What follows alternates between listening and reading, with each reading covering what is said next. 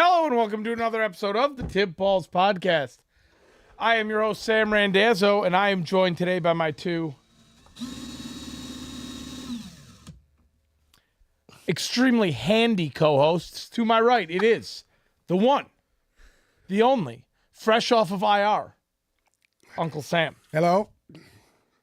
And to my left, it's our very own Mr. Zolo, Mike Pelazzolo. How you doing? I'm starving right now. Are you? I wish I would have ate some of that food from last night because now it's gone. It's gone. It got eaten up today. Are you good right now? Yes, I am. You sure? Yeah, I'm ready. I got the light shining straight in my eyeball right now. Anyways, how was your weekend? It was okay. Any details? I mean, Halloween. We haven't seen you since I sat on Friday. the freeway for 3.5 hours fucking Saturday afternoon. Any other fucking questions you got for me? All right, that was Saturday, so Saturday was a good day. Saturday. What about Sunday? Oh, Sunday was Sunday. I watched a lot of football. That away. Yeah.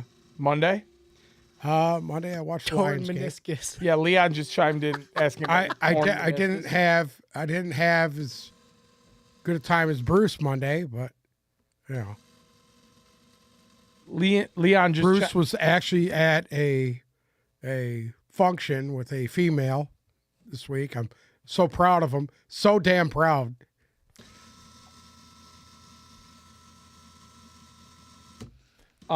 Anyways, Ripping and tearing. Leon just came in. He wanted to ask about your torn meniscus. I don't have a fucking torn meniscus. Got a okay? shrinking brain though. Anyway, Zolo, how was your weekend? that was the week. That was 3 days ago. Did Well, we already- yeah, I forgot. already do tip Zolo tipped on Monday. I forgot. How's your week so far? Halloween, Today, Monday Night Football. This week is significantly better than the last couple weeks have been. Good. That's it. We're off to a good start then. Well, halfway. Having a good work week. Again, I'm starving right now. I think I'm going to make red meat later. I'm making red meat later as What well. kind? I got a couple Wagyu New York strips. Going straight on the Blackstone. Beautiful. What are you making? Sorry? What's for dinner tonight? I have no idea. You don't know? Don't What up, know. Cam? You need to get that Aladdin in you faster because this energy right now. I'm good right now. You got to get your energy up. Did you get a new phone? No. That's the same phone? Yeah. Oh, it looks bigger than it used to. Anyways. She's a beast. Yeah, I know. That's why I can never get a hold of you because your phone's such a beast. Anyways, we have a lot to get into today, so I think that's enough bullshitting, right? Well, welcome back. Officially, welcome back. It's good to have you. It wasn't the same without you. Zolo, don't you agree? Yeah, we missed you. I asked about you every day. I'm good, Zolo. Did you take your pills Bruce, today or something? can you come take the drill away, please? You come over here, I'll drill you right between the eyes with it, asshole. Big week. So Lions obviously get a nice win on Monday night. We haven't recapped anything from Sunday. We need to talk about that. Okay, well, so do we want to start with Lions? Do we want to start with the rest of the week? I say we get right into the Lions and Raiders because we got a lot of news there. Oh, but before that, we should probably do the news, right?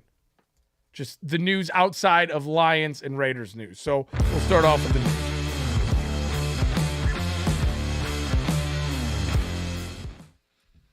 All right, so obviously the trade deadline was yesterday at 4 p.m. There wasn't too many notable things. We already covered the Leonard Williams trade on Monday. But the Vikings traded for a quarterback after losing Kirk Cousins for the year. They have received quarterback Josh Dobbs from the Arizona Cardinals and a 7th-round pick in exchange for a 6th-round pick. So they already came out and said he would not start this week. They wanted him to get up to speed a little bit. And so we are going I don't know why they don't just put him in. I think he'll be ready. You give him 2-3 days of practice, he should be ready to go. I don't know if it's as much as he's not going to be ready or they want The to. verbiage. Well, Maybe he's got to learn the verbiage. I think they kind of want to see what Jaron Hall is going to do.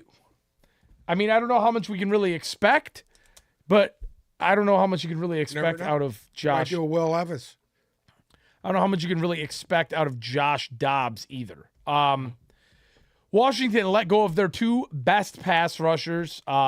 Chase Young headed to San Francisco for a 3rd-round pick. So San Francisco's monster defensive front full of first-rounders just getting that much more stacked. And Montez Sweat was traded to the Chicago Bears. That one left me scratching my head a little bit. If you guys want, you want to break that one down a little bit now, because that, to me, that was the biggest surprise of the day. Because if you're the Chicago Bears, I don't know how at this point you're at the deadline buying anything. Oof.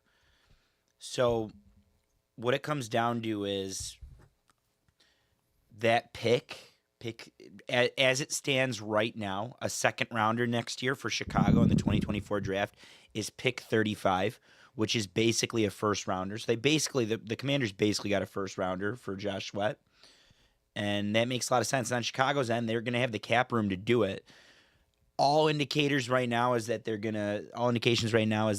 to end up drafting a quarterback as well, which means you have another 5 years of a quarterback on a rookie deal. You got all these guys on rookie deals, so you have the money to pay Josh Sweat, and that's a good addition to their defense. So it makes sense. They have the capital to do it. They have the draft capital to do it. They have the cap space to make it happen, so why not? Just because your team is bad doesn't necessarily mean you're a buyer or seller in this league. And that's something that I want to get into when we talk about the Lions and the deflation. You know, the trade deadline is a little bit overrated in the NFL, in my opinion. It is every year. And, I mean, good for Chicago. It's a good little get there, but the math doesn't really check out. I mean, I think they overpaid for Josh Sweat personally. But, hey. Second round pick? Yeah. Second round pick. That's a fringe first round pick. Remember that. I'm shocked that he got more. You look at it this way, than though? Chase Young. He's better than anybody they're going to be able to get with that pick next year. So, you know what? I think it was a smart thing to do. That's the prevailing theory for Again, it's a mindset. Some GMs are thinking that's probably better than anyone I'm going to draft. Correct. But then you have other GMs, cough cough, Brad Holmes, that are thinking I think I can do better with my draft capital than I can getting the player. So I think that's me. That argument for sure holds up with Chicago because they clearly don't draft well. Well, maybe this past draft, Ryan Poles, I think, is coming off a pretty good draft. But go ahead. As far as Chase Young goes with this third round pick, That was a steal. that's a steal. In my opinion. In my opinion, it is, because if it doesn't work out, you can't extend him to a deal. He walks. You get that back as a compensatory pick. So you're not fucking out anything. You still have that pick. So to me, that was fucking a masterful job, I think. I was surprised that he demanded less than Sweat. I thought it was going to be the other way around. No, you know what? He was the first overall pick. That was another, I don't want to be an asshole, Jadeveon Clowney. He's another Jadeveon Clowney. Was never an elite pass rusher coming out of college. He's a guy that sets the edge, plays good against the run, and when he has to get some pressures, he can do it sometimes. But he's inconsistent. So I've had to talk myself off the ledge after yesterday. And my mindset, it hasn't completely changed, but I feel a lot better. And Cousin Steven, shout out to Cousin Steven in the chat. Love you, miss you. Cousin Steven just brought up a really great point.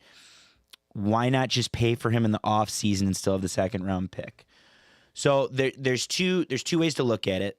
The way I was looking at it on Monday or on Tuesday, yesterday, was this team has a really good opportunity right now. This team is in the Lions. Has a really good window now. There's no clear front runner. They can get the job done. They have the fourth easiest strength of schedule. The only teams in front of them are the Saints, hold on, I wrote it down somewhere. The only teams in front of them are the Saints, the Colts, and the Falcons. The Lions have the fourth easiest strength of schedule. They have no clear-cut, there's no sure thing loss left. They're going to be competitive in every game that they play. Number one. Number two, they're only one game back of first place, and the Eagles still have to go through a gauntlet. They still have to play the Niners. I think they have to play the Ravens. Yep. They have to play the Chiefs. The Eagles have some really tough games left. They have to play the Seahawks, I'm fairly certain. So, and then on top of that, all of the front runners have to play each other. The Chiefs have to play the Ravens. The 49ers have a tough schedule. The Seahawks have a tough schedule. Lions have a really easy strength of schedule. But Cousin Steven brings up a great point, and it's going to make me pose a question to you guys right now. What was the last major impactful trade deadline deal that happened before the deadline in the middle of the season that led to a team winning the Super Bowl? Von Miller. Okay, that was really quick, but that is the answer. Yeah, you're right. It's Von Miller. No, I'm not wrong. If you go back, Never wrong when it comes to Von Miller. if you go back over the last 5 years, all of the deadline deals, all the major deadline deals, they don't yield much. Trade deadline deals do not yield much. They might get you a win in the playoffs. A lot of the time, they don't get you in.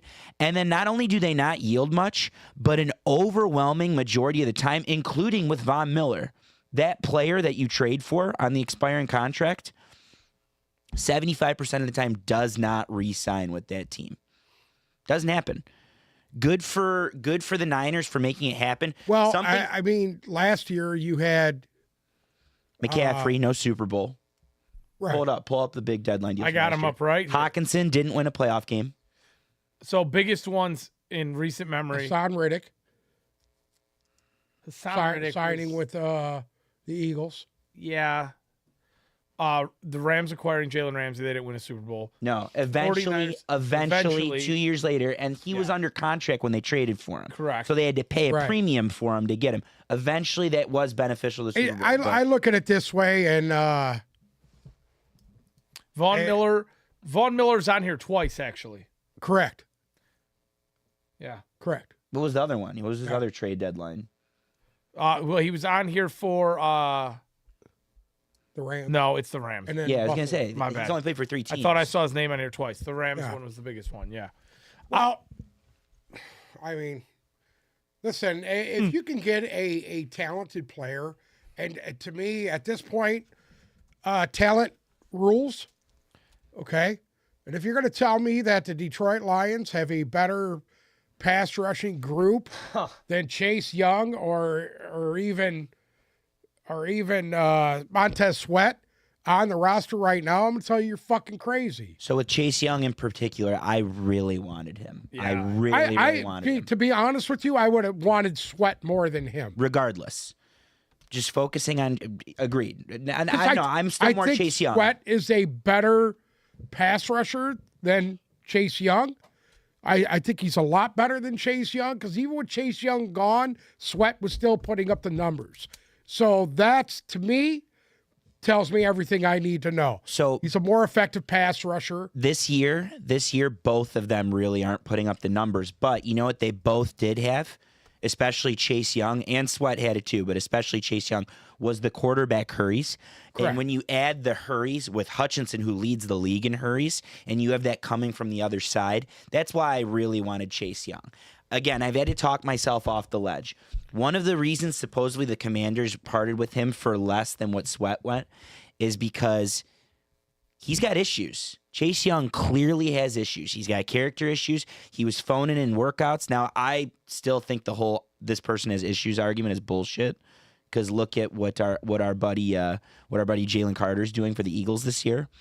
But he has major issues, and he wasn't showing up to workouts. He wasn't putting in the effort with the Commanders. And on top of that, I don't know if they're going to sign him. But real quick, I think when a team doesn't commit to you, that eventually that kind of tells you what it is. This is the business aspect of this sport, comes in and punches you in the mouth.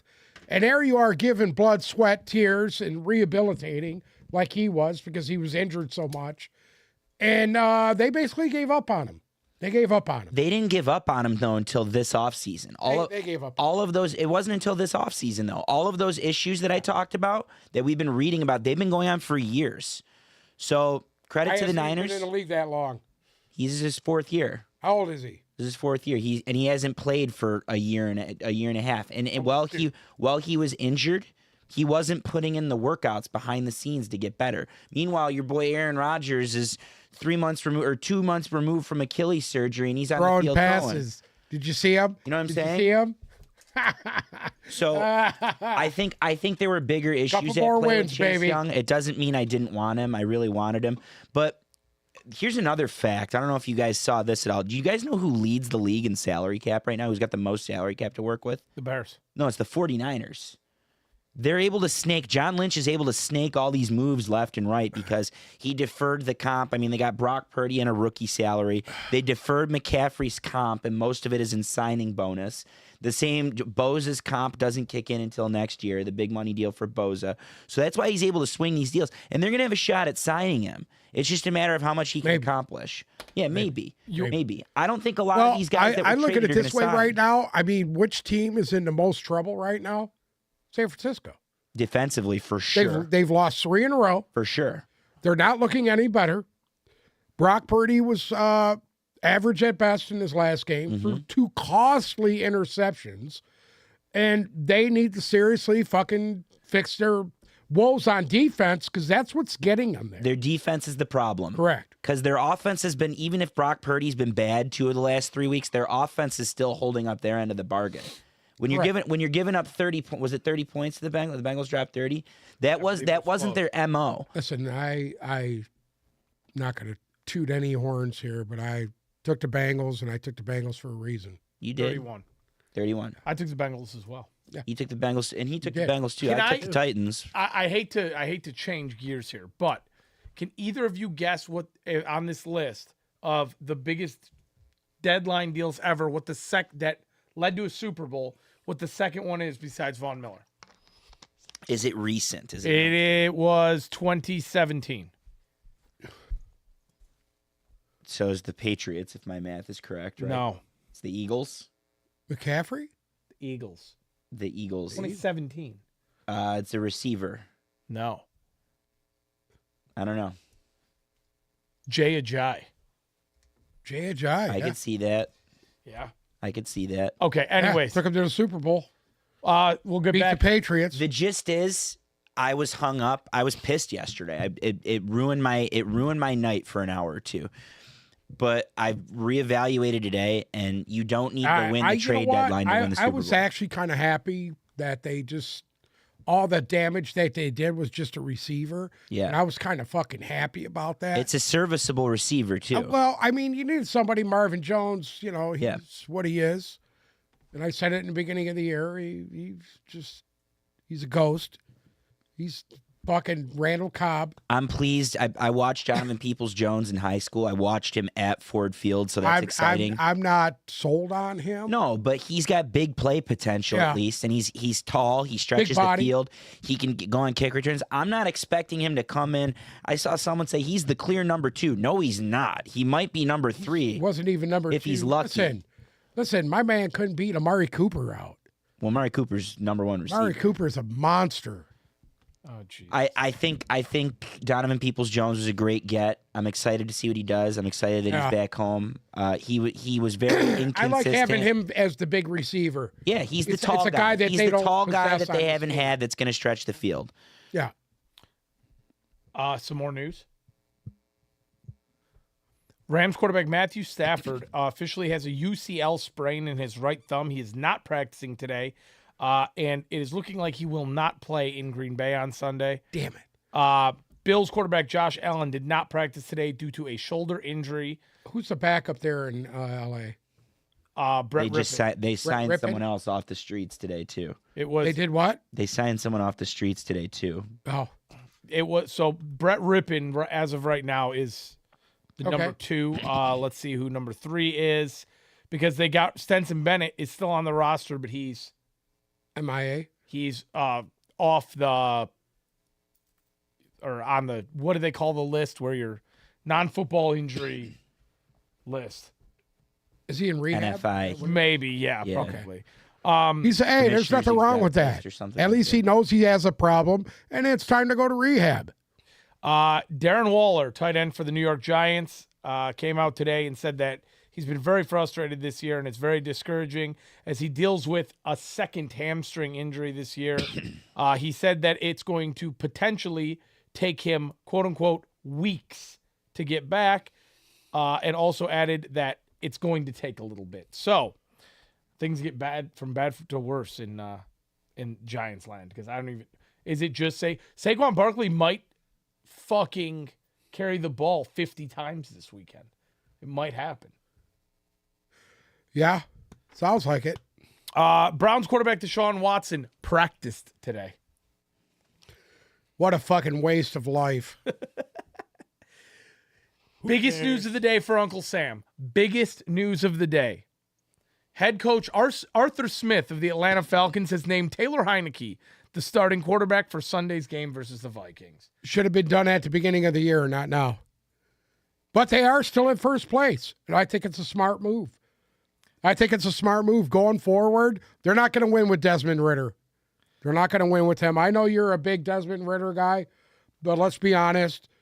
Heineke is better than he is. The Bears fired another coach today, David Walker. Comment on that? What? I'll comment on it. I'm a lot higher on the Falcons now with Heineke. I still don't know if they're going to win the division. I but agree. They're going to look a lot better with Heineke than they are with Desmond Ritter, for sure. Yeah, I mean, I was waiting for that let's be one for a honest. long time. Desmond Ritter's serviceable backup at best. He's Joshua Dobbs. I'm not willing to write him off yet. I think Yeah, you can write it off. I think he still has a It's promising already career. on the wall. Angie came into the chat and asked if you would rather start Heineken or Purdy. I would start Heineke. Shit, so would I. Bears. Not Heineken, Heineke. There's no end on the end of that. Did you know there's an H in Herbert? The Chicago Bears have fired their running back coach David Walker today, citing workplace behavior as the reason for him getting fired. What was he doing? We don't know. They just said workplace behavior. This is their second Guy losing firing. his mind out there? This is their Maybe he's second losing his firing mind. in as many months for an HR violation. Yeah. So what the hell is going on in Hallis Hall? He fisting people in the locker room? What's he doing? Hey, baby. They're at punching there's each some other's more- asses. You know that was going to come, some ass pounding. Anyway, Kirk Cousins had a successful surgery on his Achilles today. hey, he's a good dude. You say he's a weirdo. I get it. He's a little too I don't think he's much in we gave him a shout out at the end of the pod. Christ Almighty for me. Even Great player, great Eh, teammate. he's Yeah. a good dude. I'm rooting for him. He's a good dude. Outside of that, We're going to talk about Josh Mark McDaniels. Davis. Yeah. Josh McDaniels. we are going to talk about the Las Vegas Raiders. Yeah, we have to. So Because that was an utter disgusting performance that they had Monday night. I have a lot of thoughts on this. First, we're going to go forward and then go backward. So the big piece of news of the day, obviously, last night while we were all asleep, I don't know if what happened with Mark Davis. I don't know if I don't think he sleeps. he might have pounded the hooch a little bit at the Halloween party because No, he was probably hanging upside down, thought he was a bat, and flapping his hair in the wind, and he's probably fucking sobered up and see what happened Monday night and said, you know what, I gotta fucking stop the bleeding somehow. So last night around 1 o'clock in the morning Eastern time, the Raiders came out and said that they were relieving head coach Josh McDaniels and general manager Dave Ziegler of their duties, and then followed up this morning With the with the offensive coordinator. defensive coordinator. No, it was offensive. It was Mike Lombardi who used to be here. The offensive coordinator, Mike Lombardi, he's gone. That happened this morning. Then they came out and said, hey, you know Jimmy Garoppolo? Yeah. We're going to put him on the bench, and we're going to start Aiden O'Connell going forward. Smartest thing they could do right So, now. but I have questions here. Okay. I have a lot of questions. If you were going to do this, right, you're going to fire everybody, right? The GM, the head coach, the offensive line. I think there was other coaches that got fired too. The quarterback's coach was gone. They got rid of fucking everybody. If you're going to do that, why wouldn't you take Devontae Adams, who threw tantrums on the sideline Monday night, and let him go off to pasture somewhere else?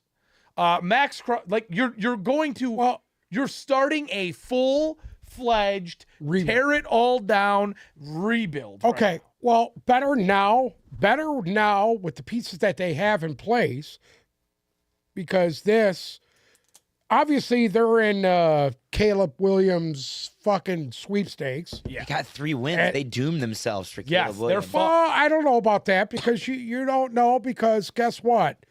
These other guys, Carolina's not winning 2 more games. they might. You need Chicago, I don't think, is winning 2 more. You need Carolina and your you words. need Arizona to not take a quarterback because they have the first pick right now. Then you need Carolina and Chicago to rattle off some wins. It's not out of the realm of possibility. They didn't do themselves any favors. Say what you're going to say because I know what it is, and I'm going to piggyback off of it afterwards. Oh, go ahead. Go ahead. So to answer your question, he let those guys run the deadline, which is the stupidest thing you could do as ownership. That's what I'm saying. That's ownership. That's not anyone That's else. not anybody's fault but the owner. That's the owner's I fault. know. That's what I'm saying. Now, if he decided he wanted to be in a full-blown rebuild, The Fords let Quinn and Patricia run the draft here, and we ended up with Jeff Okuda, who we know was going to be bad, who we know shouldn't have been taken at 3, and they had a shot. I mean, at a minimum, Justin Herbert was a situational quarterback. We knew Tua was going to be good. They had a shot at one of those two guys, should have taken one of those two guys to replace Stafford, and instead you were given Jeff Okuda because you let a lame duck regime that was treading for water thinking, oh, what do we need? What do we need? Oh, we need a corner. We need a corner. That'll get us in the playoffs. We need a corner. They drafted a corner, and they were still bad. So that's what happened here is you had a lame duck regime that was able to make the decisions yesterday, and they didn't make the decisions based on the health of the franchise. They made it decisions on of, we might still get in. We their need these job guys to get in. security. And that's what happens. That's Correct. on Mark Davis. that's like the Devontae Adams move was job security move. Yeah. I think Monday night, if you're Mark Davis, Monday night, they're not getting back on the plane. They thought they were You're in the leaving Aaron them Rodgers here. sweepstakes, Okay? and then it came out that they weren't. Well, but let's stop and think about this, right? Devontae Adams fetches it at least a first.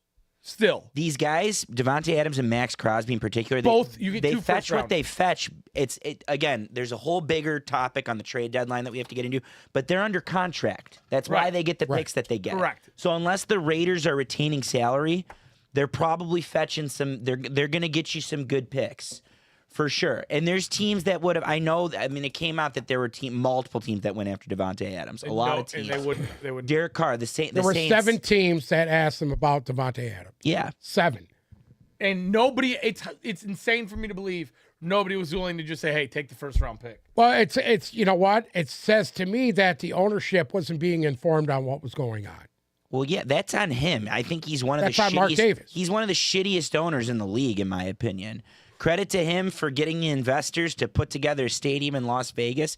Yeah. But he's not a good owner. He doesn't know what he's doing. He's not his dad. There's no just win, baby. The first fuck up was moving your team out of fucking Oakland. No. I don't even want to go there. Their fan base is What? a national fan I base. agree with you. Absolutely. Their fan base is a national fan base. They won as many Super Bowls in Los Angeles as they did in Oakland. So it's got nothing to do with that. Their fan base is all on the That West Oakland Coast. fan base was diehard. They were diehard, Diehard. but there's Raiders fans. There's Raiders fans that were coming up from LA. There's already Raiders Yeah, fans but on the West Coast. listen to me. LA is no place for a football team. Regardless, they have no it's a issue shithole. selling out. They're one of the most. They're a top 5 aftermarket ticket in the league right now. Meaning their games are all sold out. Their season That's tickets because are they're in sold out. Vegas, man. That's the point. Then why is it a mistake to move them to Vegas? They're not- I just fans. I don't think they should have moved to Vegas. I would have stayed in Oakland. But Oakland His dad would have never made that move. His dad would have never made His that dad move. moved him to LA. His and then dad moved them would have back. never made the His the dad Vegas literally move. moved them. Regardless. Bigger picture conversation. He's a shitty owner. He's not a good owner. He let that happen. You should know. You need to have. I'm looking for Bob Kraft. Okay. Yeah. Do I think he's the best owner? No. It's got nothing to do with the rings. But Bob Kraft does 2 things brilliantly. Number 1, he lets the people who are in charge of the team run the team properly. Number 2, when he needs to put his finger on the pulse and he needs to pull some strings, he'll pull the strings. You don't want an owner that's 2 hands on. You don't want an owner that's 2 hands off. And that's what Mark Davis is. He's 2 hands off. He's Like sitting the there. Fords. The Fords were 2 hands off until recently. Now I think they're the perfect combination. I think Sheila Hamp is the perfect combination. The old man tried. He thought he had. You're talking the about right Mark people in Davis place. or He tried. He tried. I mean, he hired one of the. Everybody, if they want to talk about Matt Millen and what a horrible GM. You're talking about the he was. Fords. I thought you were talking about Al Davis still. No, I'm talking about William Clay Ford. When he was here and he hired Matt Millen, when he first hired him, everybody was fired up. You want to know why? Matt Millen won Super Bowls as a player. You would think he knew something about running an organization, a successful one, because not only was he with the Raiders, he was with the Redskins that won Super Bowls. He won at so Penn it's not State like too. he didn't He won a national know championship how to at win Penn State. football games. The problem with Matt Millen was in over his head. He didn't hire the right people, and it all came down on him. Listen, I think it was so stupid to not trade those guys. Oh, I would have sold everybody. I think Josh, so. everybody. If they were going to blow it up the way they did, they should have at least tried to get something for Adams. And they will. And they will. They will next year. Actually, you know what? Probably better now that they're sitting on it now. And someone I saw on Twitter brought up a really great point that whoever the GM is going to inherit all these problems, including I don't know about you guys, but I knew Jimmy Garoppolo was not the guy from the start. You have to deal with that contract now. That massive. Oh, wait a minute. That contract. contract, I believe, was a 2-year, $75 million. It's a lot of money. That's a lot of dead $75 cap. million. Yeah, but you know what? At this point right now, that's the least of their worries. That's the least of their fucking worries. They're going to make now. moves this offseason. Exactly. I think there's a scenario where Jimmy Garoppolo gets bought out. I think that's where if they're going to ask Max Crosby, do you want to stay? Do you want to be a part of this? And then you can go see if you can get some good draft capital. Crosby for him. already said he wants to stay in Vegas. I think if the right team called yesterday and they got the right compensation. They said they were taking calls on everybody. Yeah, but if what I heard, 3-4 calls on Max Crosby too. Yeah, I'm telling you, if the Lions called for Max Crosby yesterday, he probably would have said yes. That's just my 2 cents. Yeah. I don't know. I don't know what the Lions organization is doing at this point. So as far as Garoppolo's contract goes, he's only accounts for $7 million against the cap this year.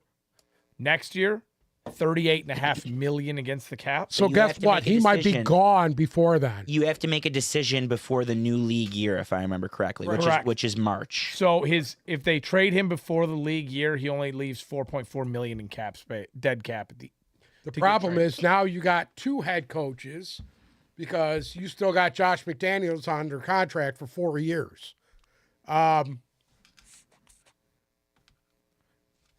Uncle Sam's reading the comment that just came in. Matt Millen is a joke. Face it. It takes someone educated with a brain like Howie, who went to Florida and is a lawyer. He's talking about Howie Roseman. It's a tough job that requires someone smart. Right? Are you talking about Howie Roseman from the Eagles? I would assume that. Somebody named Sam coming in the comments. Shout out to Sam. Okay. Matt Millen was a joke. Matt Millen had a pretty good reputation before he became GM. Yeah, but he was a joke. Everybody as a GM. loved the guy. But he was a joke as a GM. Correct. He also didn't run the team. I didn't say he was a good GM. Did you know he didn't Never run the said team? that. Did you know he didn't run the team from here? Huh? Did you know he didn't run the team from here? He wasn't in Allen Park. No, I did not know that. Yeah, he would commute on game days from Philadelphia, but he wasn't here. He'd come for training camp, and then he'd leave, and he'd commute in. Well, anyway, I mean... Okay. I'm not going to say too much about it. It is what it is. I just use him as an example of somebody you think would know the processes that teams go through and what it takes to build a winner, and not everybody's cut out for it. Listen, it's like Josh McDaniels is a head coach. He's fucking exactly awful. What I was going to say. Somebody like Josh McDaniels, you would expect him to be able to come in doing what he did in New England for as many years as he did as offensive coordinator, doing what he did and being as winning as he did. You'd expect him to be able to take the jump to the next level and do it. But much like the NFL is extremely situational, right? Yeah. Do I think that Josh McDaniels is a good head coach? No. But did he win? There was one point at Denver where he looked like he was going to be. He won a fucking playoff game with Tim Tebow as quarterback. So it's very situational. It's like the Nick Saban thing, right? Nick Saban could go win a ring every other year in college. He comes to the NFL and doesn't look like he knows what he's doing. So it's very situational. I hope this is the end of Josh McDaniels as a head coach. I really hope it is. Also, the Patriot way does not work. Agreed with that. 1,000%. And without Tom Brady, the Patriot way doesn't work. But I still think you need Bill. I think it's Brady and Belichick. Yes. I don't think it's just. I think the two of them. Can we finally admit that the Patriot way was 75% Tom Brady? I'll give you 60%. I will go 60%. 65. I'll give you 62% Tom Brady. 62.5. Done. Okay. Thank you. Anyways, we need to recap this Monday night game so that way we can recap the rest of the weekend, and then we can talk about the Thursday night game, and then we can go home and go to bed. So, obviously, the Raiders came here. the Detroit Lions ended Josh McDaniels' career, ended the Raiders' season, essentially. Detroit did cover in this game and won 26-14. So Wasn't as close as the score. we were straight on, though. We took Lions to cover and the under, and we hit both. So I was very happy about that. There wasn't much of highlights in this game other than the fact that Jahmyr Gibbs had more yards from scrimmage than the entire Raiders team.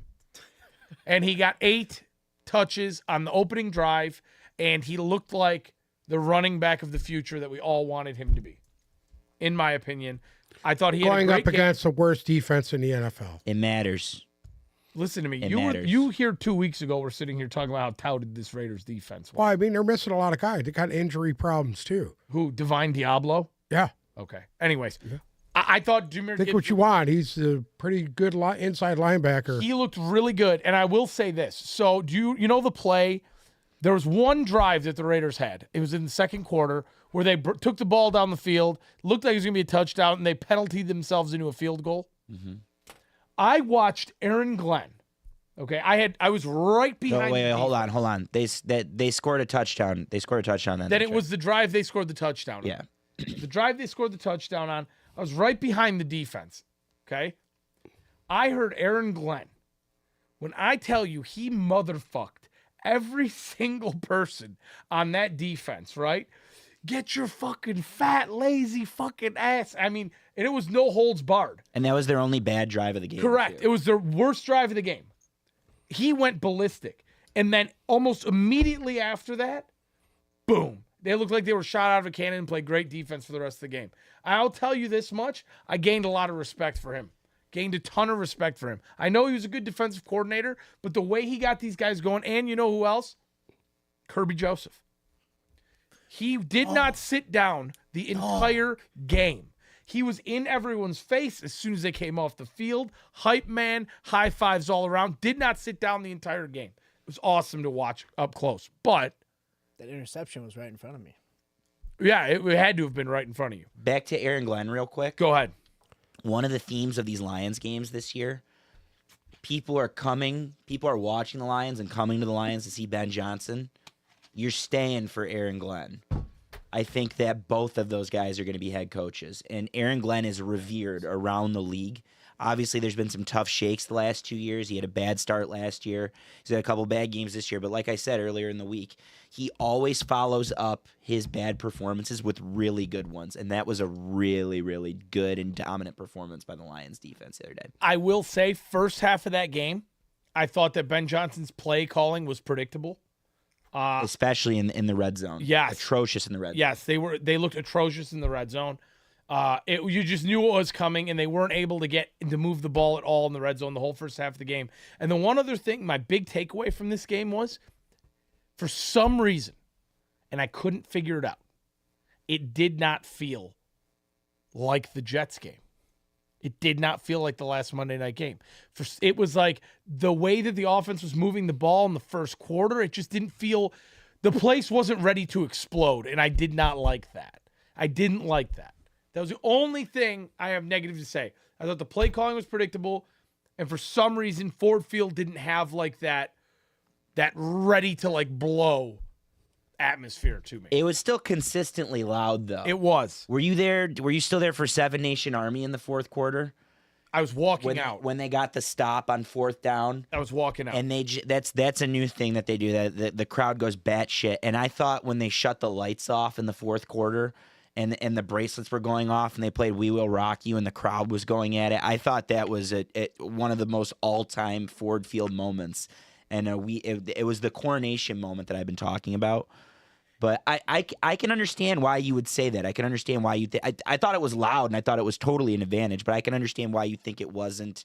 There was more. There was more to give, and I think that this crowd is going to give more at some point this year. I think so too. My negative. What's going on with Charles Harris? Underutilization. I don't know. No, there's something going on. There's a couple guys. They announced him as a Isaiah starter. Bugs? He had the C on his jersey, and they Isaiah announced Bugs? him and everything. Sorry. Bugs was hurt. I think Bugs in didn't play. different games, they game plan so funny that they put emphasis on so many different dudes, especially on the defense. Like the most prominent place that I notice it is the defensive line. But there's games where you'll see Bugs ball out, and then there's games where you'll see Bugs do nothing. There's games where you'll see Charles Harris or one of the Okwaras have a good game, then they'll do nothing. There's games you'll hear Kaminsky's name every other play, and then they'll do nothing. It's just the way they package their D-line. And I know what you're saying. Because Charles Harris was there. He was there and he was playing. He came out as a starter and didn't hear his name at all. Yeah, no, Kaminsky got a lot more playing time than Harris. All I'm saying As is did this: the Aquara. if you're so comfortable with the roster that you have in place right now, at 6-2, you lead the division by 2 games, but you still have to play that team twice, regardless that they don't have their quarterback or not. To me, you would want to improve your roster as much as possible. So to give up a 3rd-round pick for somebody like Chase Young, I don't see that as a crazy overspending deal. I agree with you. And they had an extra 3rd from the Hawkinson trade. Correct. Too. I'll say this much. They're big. I don't know why. I don't get it because they had him. Because this is what's kind of going on, I think, with this regime here. And it's kind of, it's okay to a sense, but then it bothers me. Talent is talent. Whether they're a rah-rah guy that's going to buy into your shit or not, if you don't have talented players on the field, it will fucking come to a head late this year. So that's not their MO is to acquire. It's not. It's not. I get that. I think they're a victim of their own success. I want to bring it back. I want to bring it back to the game, but just this is a good conversation. Okay. They're victims of their own success right now to the point where I don't even think I think they thought they would be competing for and winning the division this year. I think they thought that. I don't think they realized they were going to be this good this quick to the point where they could be the 1 seed in the NFC. I don't think they thought that. And so someone wrote an article, Colton Pounce in the Athletic, who's one of the best he's the best Lions beat writer, had a great article today on how everything Holmes and Campbell say when they talk is very deliberate. They will tell you what they're going to do. It's up to you how you want to interpret it. But then when you circle back afterwards, they said exactly what they were going to do. And they had this comment last week. The player has to be the right player, the right fit, and the right price for the trade deadline.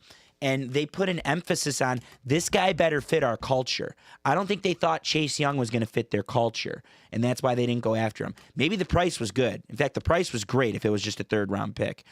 And it's got to be the right player. So is this a guy that's going to play every down for us? There's a whole bunch of boxes. If that's the case, you're never going to bring anyone here because those are a lot of boxes to check off. But I think they like doing it. There's no GM in the league I trust, especially after this Jahmyr Gibbs blow up. There's no GM in the league I trust with draft capital. I mean, the more Jahmyr, than Brad Holmes. No, I'm talking about the draft capital. I'm talking about the draft capital. I get what you're saying. They like their keeping their draft picks and drafting players and grooming them themselves better than going to acquire a guy. But I'm with you. I wanted Chase Young. That makes sense. Listen, I just think that, you know what? You always hear these so-called guys that have character issues. A lot of times that's bullshit. A lot of times that's bullshit. I agree. I mean, Jalen Carter. DeAndre Hopkins had character issues. People that's why he was gone out of the Texans. Because they didn't want to pay him, number one, and then he had character issues. So he goes to the Cardinals, same thing.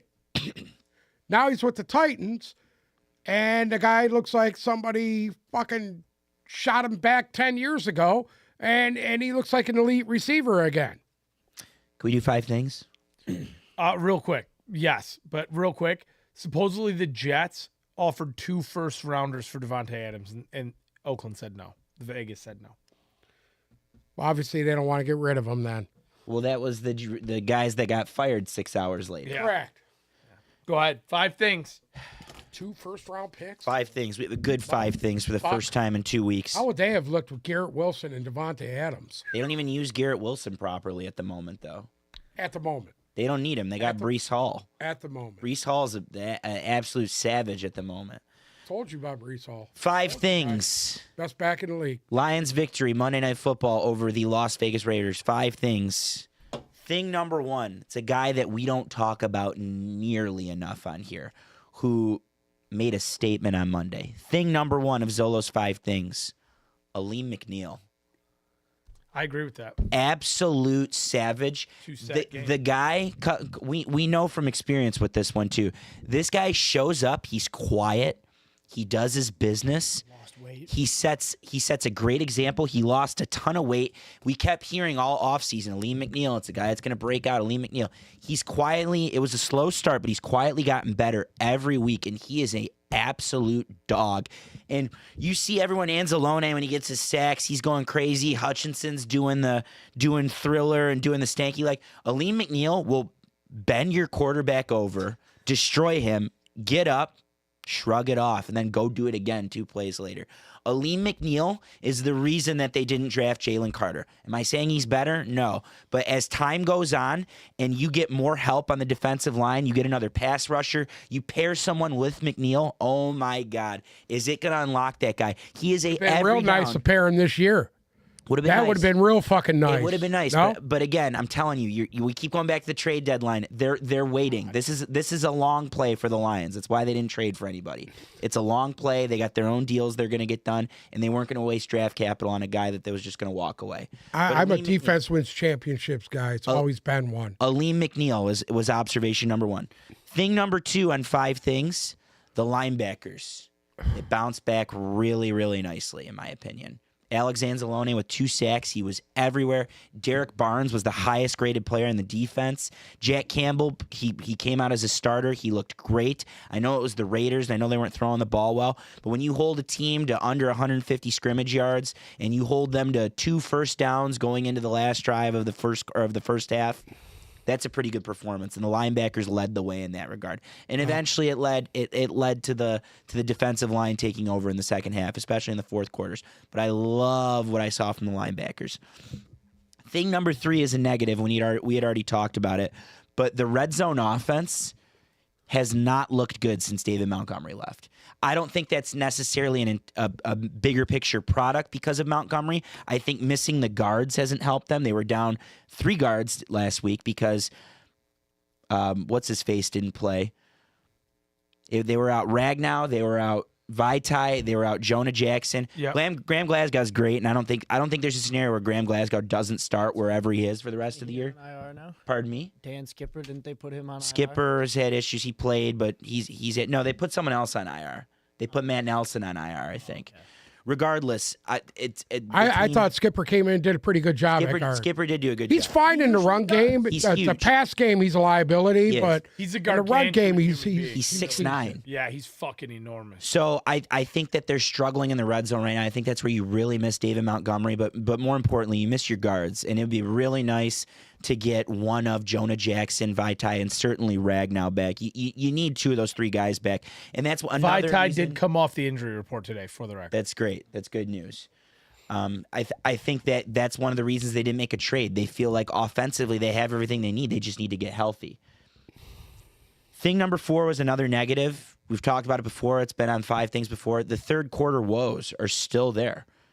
And Goff threw the pick 6. The defense did their part in the third quarter. It was the Raiders, though. I don't want to buy too much. He even said he was trying to throw it out of bounds, didn't get enough on it. Yeah, I agree. It wasn't an entirely bad pass, but I want to see you could win these games and put these games away in the third quarter, and I want to see that. I still haven't seen it. I want to see them. I still have some. Listen, the one and only drive that Vegas put together on them was the one where they actually turned around and handed the ball to Josh Jacobs in the middle of the field, and they were fucking exposed. Believe me, when a team does that to you, and you guys said Aaron Glenn lost his mind on the sidelines after that. He should have. You know why? Because they got fucking exposed where they're weak.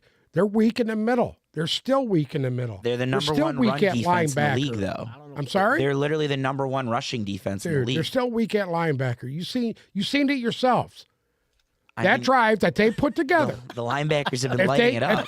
But they kept getting away from it. This is what I'm trying to tell you. But if they got away, they do it, it works, And then all of a sudden you're like, oh, well, maybe they figured something out. And then they go back to throwing the ball. Jimmy Garoppolo was fucking god awful. Listen, they had 2 drives where they tried to do the pound the ball with Josh Jacobs. They had 2 drives in the second half, and it didn't work. And that's why he had to throw the ball. By that time, they're down so big that they had to get away from that. It was a 2-point game. It was 16. They were actually down at that point. No, it was 16-14. Yeah, until they got the interception for the touchdown that brought them within 3. But they never led in the game. They never come close to leading in the game. What I'm saying is, other than one drive where they got exposed, and they did. They got exposed. They got exposed. But does that mean they got exposed for the entire game? They gave up one. They got exposed. They gave up 1 touchdown on defense, and they have the number 1 rushing defense in the league. A good team will take advantage of that.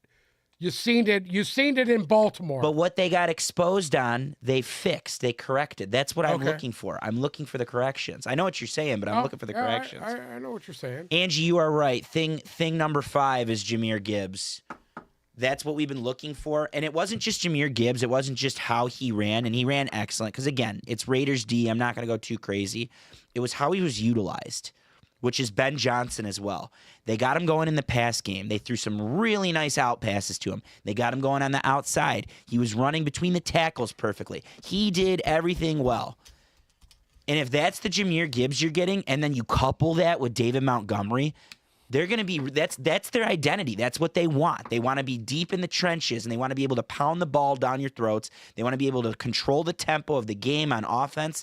And, I mean, that was it. That's why the game wasn't as close as it looked. It's because they were just running the ball the entire time. The Raiders were just awful. They were awful. Real quick, I wanted to throw something in here about Jahmyr Gibbs. So far, Jahmyr Gibbs on the year has almost 20 less rushes than David Montgomery, and he's already got. I don't even want to listen to this. Okay, he's gotten 15 more yards. He's averaging. It's ridiculous. He's averaging 1.2 yards per carry more than Montgomery. Okay, Montgomery is a better inside runner than fucking Jahmyr Gibbs. That's fine. Everybody needs to stop right there. He could be a better David Montgomery is the guy that makes the engine go. No, there's no argument. There's no argument. That's why he was brought in. Montgomery was brought in for that reason. So total yards per carry for the whole NFL on the year, it's Breece Hall, Raheem Mostert. It's a fucking monster, Breece Hall. And Jahmyr Gibbs. Yeah. And you got to look at it this way. Breece Hall, you want to know how good Breece Hall really is? He's doing it with guys with 9-10 guys in the box. That's how fucking good he is. Hold on. I know you're a big Montgomery guy, but we've got to look at what Gibbs has done over the past 3 games, because realistically, he's done this in 3 games. He's looking he's looking like a pick 12 right now. He's looking Which 3 games? Looking like, and he was in limited snaps the first 3 weeks of the season. Which 3 games are we talking about? Tampa, Baltimore, Baltimore not Tampa, was garbage time yards, dude. Garbage time fucking yards. You can't discredit what Jahmyr's done over the entire. I don't know why I'm just saying, Baltimore was garbage time yards, man. That's all I'm saying. Listen, when he does that up against a good defense, what he just did Monday, I want to see against Baltimore. It wasn't garbage time but yards. He didn't. It was garbage time yards. I was at the game when they had garbage time yards. It wasn't. I was at. He scored in the 3rd quarter. I was at the fucking game. I just said garbage time. Garbage time. Yeah, second not half. Garbage time. They were had getting a shutout. blown out. They had a shutout. Every NFL defender, if they have a shutout, they're gonna go the whole fucking game. Well, guess what? Of trying to hold the shutout. 9 out of 10 times that doesn't happen. They literally threw Lamar Jackson on the field until the 4 minutes left in the game. They did not pull Lamar Jackson. Baltimore was balls deep in that entire game. They weren't off the gas at all. They were full blown on the gas. Okay. So it's not garbage time in the 3rd quarter. It's garbage time yards. When you're down by that many fucking scores, it's not in the 3rd garbage quarter. Time fucking. It's not. In the 3rd fantasy quarter, it's football not. When yards. their entire starting defense is still out there and trying to hold up a shutout, it's not garbage time. Garbage. Gibbs is nice. Gibbs is We're not saying Gibbs isn't nice. In this league. We're not saying Gibbs isn't nice. They drafted this guy to be what he was on Monday night, to catch passes, passes for 60 yards and to go off for 100 here or there. Correct. And if you couple that with Montgomery, that's pretty fucking formidable. That's going to be hard to stop for some teams. They're going to need their guards. They're going to need their tackles to be healthy. They're going to need all these guys. They better hope to God that these guys fucking heal. So that way they got that game coming up with the Chargers. That is no cakewalk, by the way. It's not. That's not going to be a cakewalk game. Not. That's a tough fucking game. I agree with you. I agree with you 100%. They still got to go to fucking Dallas. I'll be honest, the way that this team, you have to have the threat of Jahmyr Gibbs' explosiveness in there. Because the play action. In order for agree. them to But win I those don't big want games. us to get over into it because he had a good game Monday night against the fucking team that's in disarray. Can I ask you something? Do you think Jamal Williams is a good running back? Jamal Williams is a 2.5 yard per carry guy. Okay, but I mean, let's be realistic here. They're utilizing David Montgomery the same way they utilized Jamal Williams last year, right? You need to have, if Gibbs can do what he did Monday night, 4 or 5 times a year, those games are never in doubt. What'll happen is there's scenarios that we've been waiting for where Gibbs and Montgomery are on the field at the same time. They're in the same backfield. You use misdirection and you motion Gibbs, someone's got to go cover him. Oh, yeah. That instantly takes a linebacker or safety away from the play, and that just opens up another hole if Montgomery gets into the second level, which he's really good at doing. That just opens up another hole in the defensive secondary, and that unlocks everything. And then most importantly for the run game, which is what they want to do, they want to run the ball effectively. Most importantly, what it does, Dan, you just nailed it. It's the play action. Jared Goff is the most deadly fucking quarterback in the league when they are running play action properly. All of his big plays I agree come with from that. play action. But by the way, that was intentional grounding in that play. Which one? The first play to You Jared just hate Goff the Lions threw it because over Barry fucking Sanders Jahmyr isn't on this Gibbs' head, roster. who was blocking. I thought That was Laporta intentional grounding because it Laporta- didn't hit the line of scrimmage. He wasn't out of the pocket. That's fucking Yeah, intentional you know that. grounding. You know, I kind of agree with him on that. What? You're slowly becoming a Lions hater. No, I'm not. Yeah, Yeah, 'cause you are, I'm being because- fucking honest. you're Barry starting doesn't to- throw I'm the being jersey on. honest. No. That was fucking intentional grounding. No, you want to know I know what something? intentional grounding is.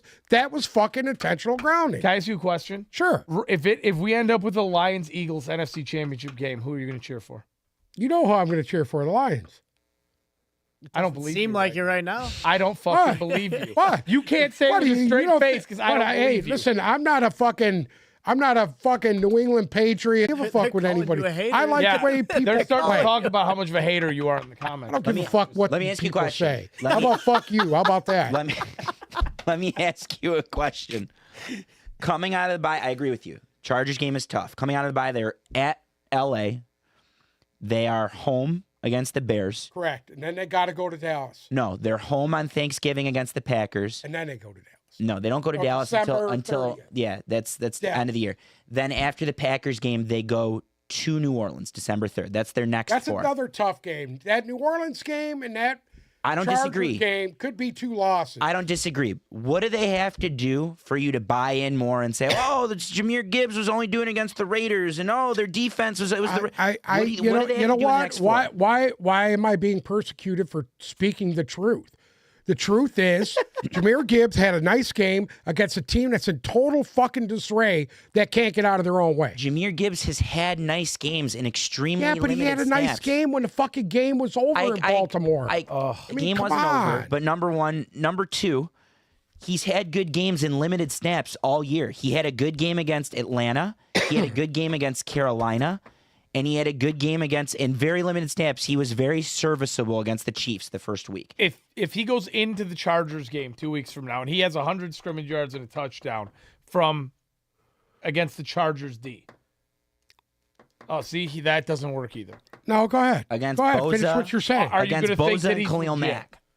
Oh, I never thought that he was illegitimate. I know he's a legit. Listen, any guy who's picked behind Bijan Robinson is legit. He's been significantly better than Bijan, by the way. Oh, God damn it. Really, dude? He has been. Bijan Robinson split carries with 4 dudes.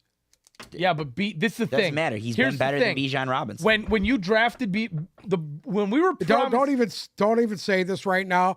I would take Bijan Robinson over him I any wouldn't. day of the week. not anymore. I Because would- when we were promised Whatever. I Bijan would. Robinson, hold Whatever. on. We were promised If you the see next. Bijan Robinson run against the Raiders, you're going to be like, God damn, We great. were promised Barry Sanders You know what with we were, Bijan Robinson. You know what we were promised with Bijan Robinson? You know what we were promised? What Jahmyr Gibbs was on Monday night. That's true. I would totally take Bijan Robinson over Jahmyr Gibbs, but right now, through 8 All right, weeks, let me ask you another question. The past weekend, it just come through here, and I watched a guy kind of take over a game by himself defensively, as a defensive end. that should have been the number 2 overall pick by Detroit, and they decided to go elsewhere. Are you going to fucking tell me about that one? I don't know who you're talking about. That doesn't surprise me. Would you like to enlighten me? Sure. I will say it one more time. There was a guy over the weekend that played basically in a stadium and single-handedly was disrupting an entire fucking game. That should have been the number 2 overall pick for the Lions. Instead, it was Aiden Hutchinson. It's going to be hard to sell me on whatever this is. But go ahead. Jalen Carter. Kayvon Thibodeau. He was money this weekend. One good game. That's wow. I didn't get a You chance talk to shit talk about to you Gibbs guys for about having it. one good game. I'm sorry? One good game, dude? He's been doing that all year, dude. No, he hasn't. He hasn't. Doing it all He year, has bud. not. He has not. He's solid. He's better than fucking Aiden Hutchinson. Oof. Better than Aiden Zolo, can Hutchinson, we get yes. numbers on that? Yes. I I would think love to I see think him as a Sam's on Lion. him right now. But maybe Got he him right doesn't now? fit the motif of the Lions. I get See, it. again, why you're just a hater. You're literally just a fucking hater right now. Because statistically, Thibodeau doesn't even compare to Aiden Hutchinson. Thibodeau's a better player. Explosive. He's the guy. I mean, that's you have had. See, somebody just came in the comments and said your takes are making them leave. My what? Your opinions are making them leave.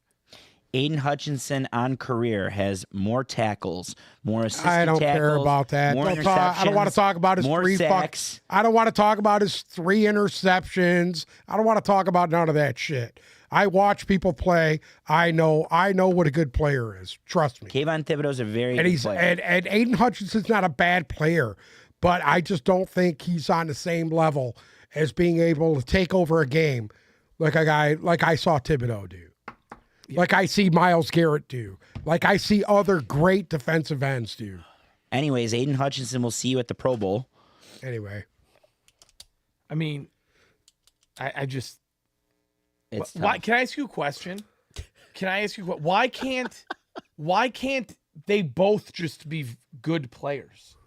Right? Why does one have to be absolute I'm dog not. shit? Why? Because I No, put you know my what the thing is? opinion You hated on Aiden Hutchinson. I'm not hating since on day him, dude. one. I'm just Day saying one. I feel the Detroit Lions. I feel Brad Holmes took the wrong guy. That's all I'm fucking saying. Yes, but see, Listen. you say that, and then you're going to They back took it the up. hometown kid to sell the fucking tickets. I get See? it, But dude. that's hater it's a business shit. thing. I get it. That- No, think but if the that's hater Giants- shit. I think if Giants GM Joe Schoen was offered a trade right now, Kayvon Thibodeau for Aiden Hutchinson straight up, he would jump. He would run to call that trade in and take that deal because it's a good deal if you have Aiden You been Hutchinson. smoking what Bruce smokes or what? No, I mean you watch one game against Zach Wilson, and I've watched God, dude. every That's Aiden all you do. Hutchinson One game. game Needle against like Zach you are. Wilson. He did it several times last year. He didn't. He's done I it just pulled several out his times numbers. this year. He had 3.5 has the sacks against potential Zach to be Wilson. A great player. He is a great He has the player. I think potential Kayvon Thibodeau is to be an a great excellent, great player, but Aiden Hutchinson is an all-pro caliber Oh, player. Stop, dude. He's not that good, dude. I watch him. But see, this is the thing. he's I a watch steady guy who tries to set the edge, but half the time he's way out of fucking position and over pursuit. he has That's all I'm saying. I'm not saying that he's not. He puts toward a lot of effort, and I'll give that to him. He puts toward more effort than I see a lot of guys do. Can we move over to the Sunday slate because Angie wants more steamy takes, and I think we can get some steamy takes out of what happened Sunday. Just real briefly, just we'll do it brief. That was already an hour. Holy Yeah. shit. The Los Angeles Rams went to Jerry World and got their asshole punched by the Cowboys, 43-20. Dak Prescott in this game, 25 of 31 for 304 yards, 4 touchdowns, and 1 pick. That's a QBR of 133. So it was a real nice day for Dak. Did exactly. Great guy, great quarterback. If you got a chance to pick him up in your fantasy league, I tell everybody to do it. I suggest everybody go pick him up right now. Go pick up Dak Prescott in your fantasy league. And then we. I guarantee you'll be bounced out in the first round. I think this game has more to do with the Rams than it did about the I Cowboys. think so too. I think so too. Between the Stafford injury and just the Rams they're turning into who we thought they are now. Yeah. Those are 2 bad losses in a row. Steelers loss was bad. This loss was obviously worse.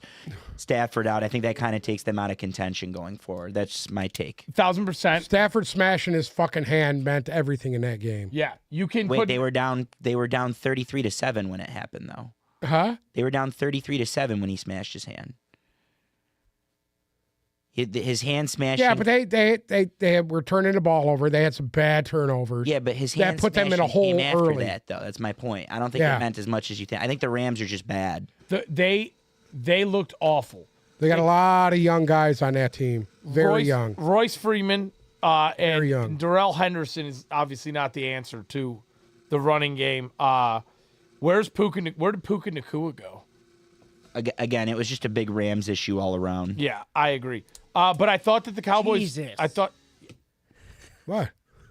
all I can hear is a drill. Go ahead. Sorry. I thought that Dak. And I'm not just saying this to get a rise out of him. I thought that was one of the best games I've seen out of Dak in a very long time. He was incredible. So agreed, but also a lot of it had to do with just the Rams not being able to cover CeeDee Lamb.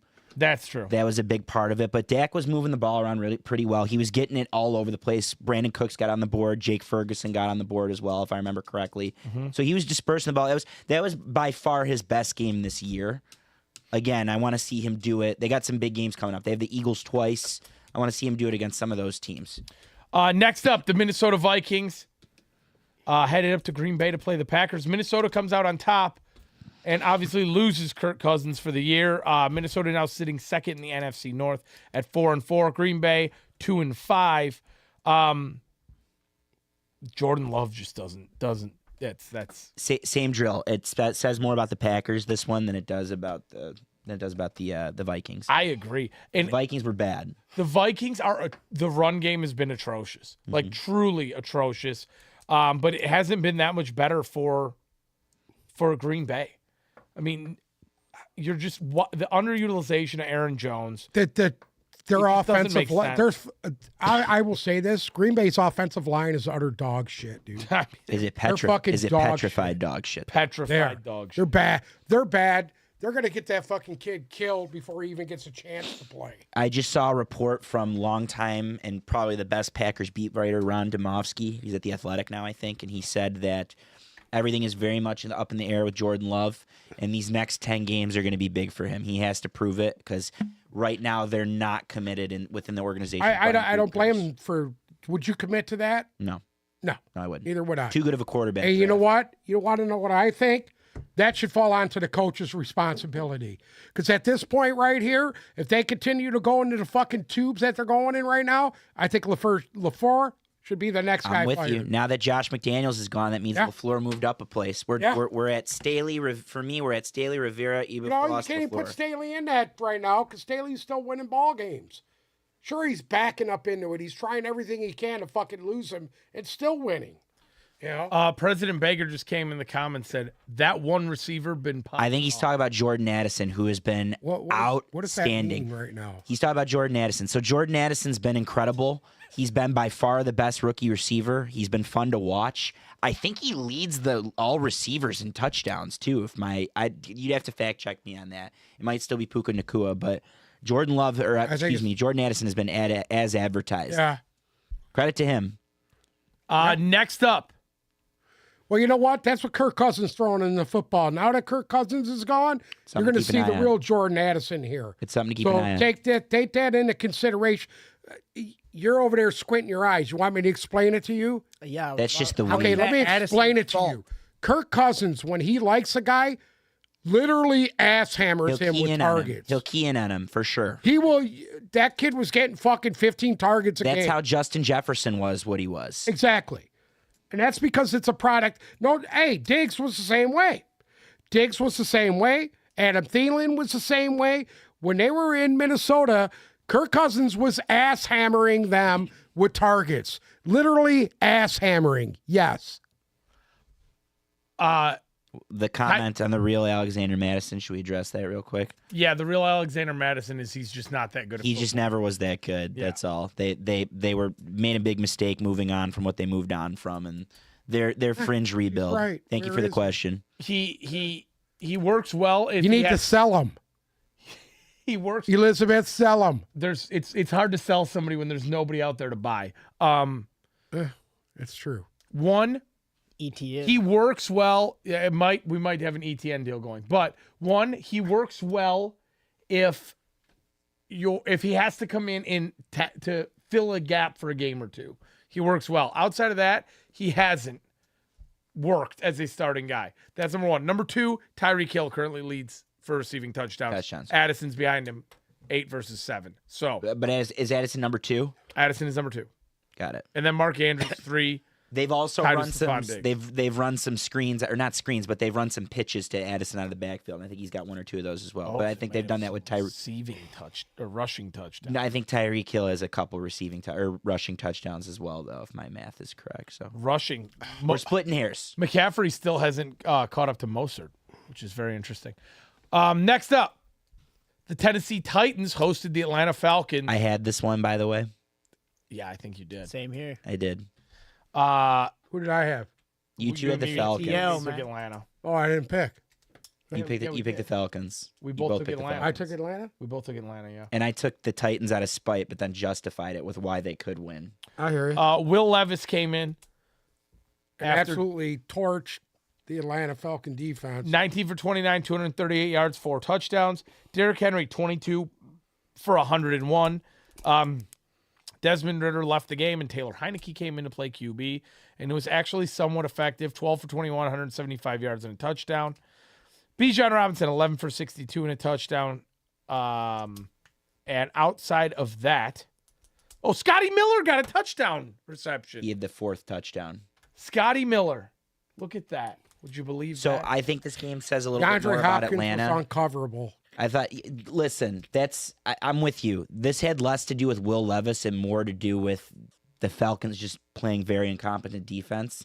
And then I think if you cut what Hopkins was doing in half, I think he only had 4 receptions and 3 of them 4 went- receptions, and 3 of them went for 128 touchdowns. yards, 3 touchdowns. Yeah, so a lot of that's just broken plays, but credit to Levis for making the throws. He made some really big throws. They were really nice. Listen, every throw I seen him make, They were he good. was pretty fucking He made the on throws. the money. He made the What hell was throws. this at the beginning of the Even that one to what's his name?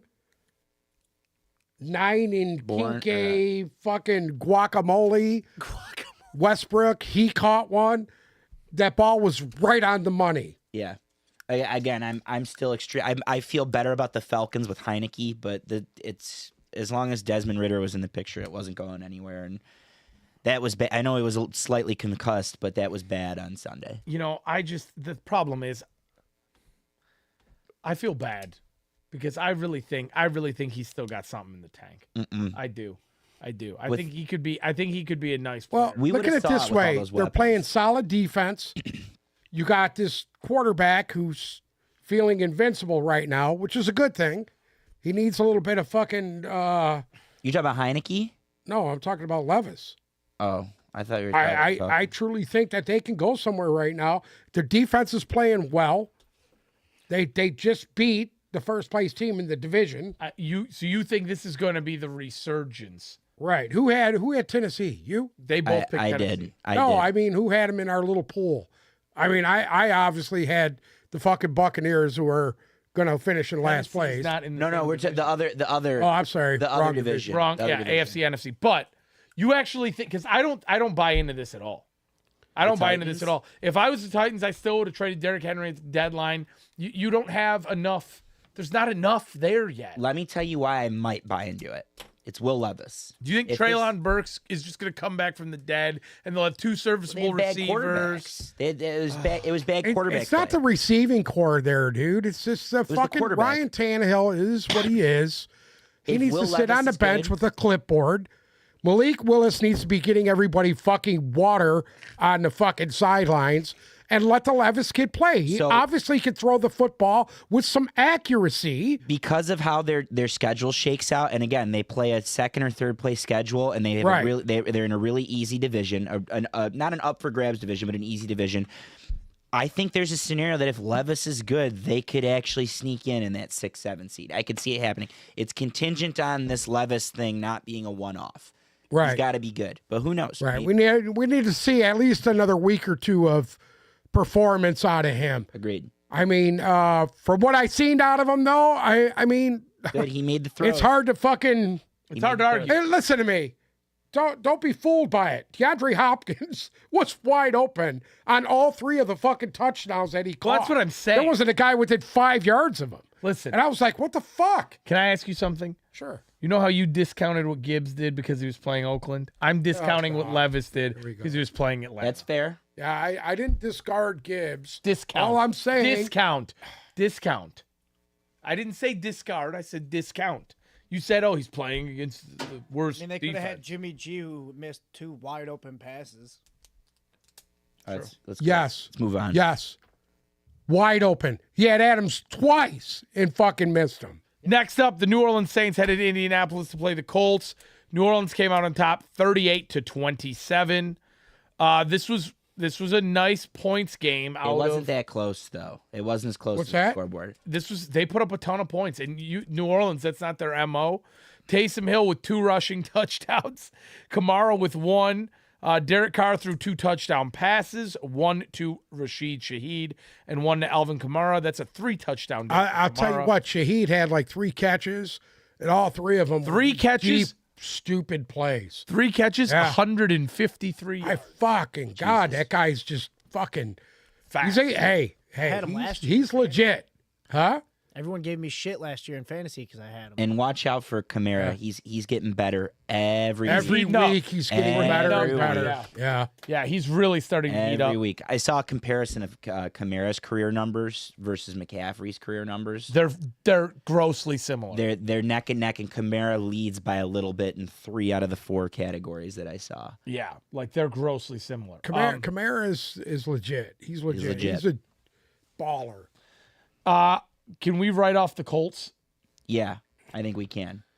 I think we're ready. Why? To write off the Colts. As the Gardner Minshew fucking wagon jumping right now? This is what happens every time. He comes out hot the first couple games and then he fizzles out. This was the fizzle out game. Yeah. Yeah. It wasn't pretty. That doesn't mean there's not a lot to like about the Colts. Josh Downs is still living up. They got Pittman back involved. This was the return of Jonathan Taylor. You want to know Colts have a something? bright future. Yeah, I was kind of surprised. Actually, you know what was bothering me? The defense.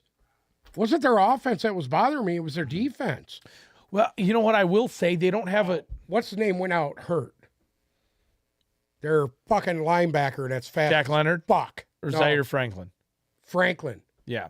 He went out hurt. When he went out, they were having trouble. So supposedly he's good to go for this week. Okay. But I'll say this. I was kind of surprised not to see them make a little push at the deadline to bring somebody in for a year, quarterback wise. I mean, you got to figure Minnesota's got to think you don't make that Josh Dobbs deal unless you think, okay, maybe if we win a couple more games, we could steal a playoff spot. Minnesota's the 7th seed right now. That's what I'm saying. Yeah. Like, realistically, They're still in it. Indianapolis is 3-5. That's why you didn't see Daniel Hunter go anywhere, because they're still in it. Agreed. I thought they would do. I thought they'd make a little push there, but evidently they. Listen, it's still. Let's brutally be honest here. It's still early. Anything could fucking happen at this point. No, that's true. I mean, it's not happening obviously for Minnesota. Not to say that Dobbs is not going to be good there, because Dobbs played his ass off. I know they lost a lot of ball games there in Arizona, man, but the guy was playing his ass off, and they were doing it with guys you don't know who the fuck they are. Other than 5 or 6 of the division winners, I agree with you. It's still early. I think a lot of teams are still in it. I'm not saying the Vikings are going to win the division, because I do not think that's going to happen. You but know they're what? Technically, they're still in it. Technically, yeah, They're still in it. mathematically they are. But That last wild card seed in the NFC it's going like to be crazy. It's wide open. It's going to be Yeah. crazy. Next up, the New England Patriots headed down to Miami to play the Dolphins, and Uncle Sam decided to take New England again. Miami won this game 31-17. Can I ask you, why do you keep doing this? Braxton Berrios did not get a touchdown. Did anybody think Braxton Berrios will have a Hold on now. touchdown this week. Let's all be honest. Did anybody think New England was going to beat Buffalo? No, but they, you and like I I had said, them covering. one I had them a covering. year. Exactly. It happens once a year. I said that. Okay. Tua Tagovailoa, 30 for 45, 324 yards, 3 touchdowns. Let's be honest about Tua right now. The guy's legit. He's upright. He's not the body bag I thought he was. I guess that little bit of weight he put on the offseason Can I ask you a question? If you thought at any point he was a body bag, why'd you take him to be your fantasy quarterback? Because I knew this asshole has the 2 best receivers in the I'll league. take him. You on trade? I tried already. I'm not trading. You're in anymore. last. I can fuck help you. you. He had something Really? beautiful What? Really? cooking Really? up. What? I told you what I wanted. You were unable to He wants find it. C.J. Stroud, who I don't have. And I want golf. Jalen Waddle, 7 for 121 and a touchdown. Tyreek, 8 for 112 and a touchdown. Raheem Mostert, 13 for 46 and a touchdown. As far as the Patriots go, when do you... Kendrick Bourne. Kendrick Bourne's hurt now, I believe. But Is he? it was 3 for 36 and a touchdown out of Kendrick Bourne. I like Kendrick. He led them in receiving yards with 3 for 36 and a touchdown. Mac Jones, 19 for 29, 161 yards, 2 touchdowns and a pick. Still thinking about it, Angie. Juju Smith-Schuster, 1 for 3 and a touchdown. 1 for 3. No comment? You took the Patriots. They took calls on Juju and Josh Uche and some other guys, by the way, and then ultimately the price wasn't good enough. They weren't getting enough back. Belichick's not stupid.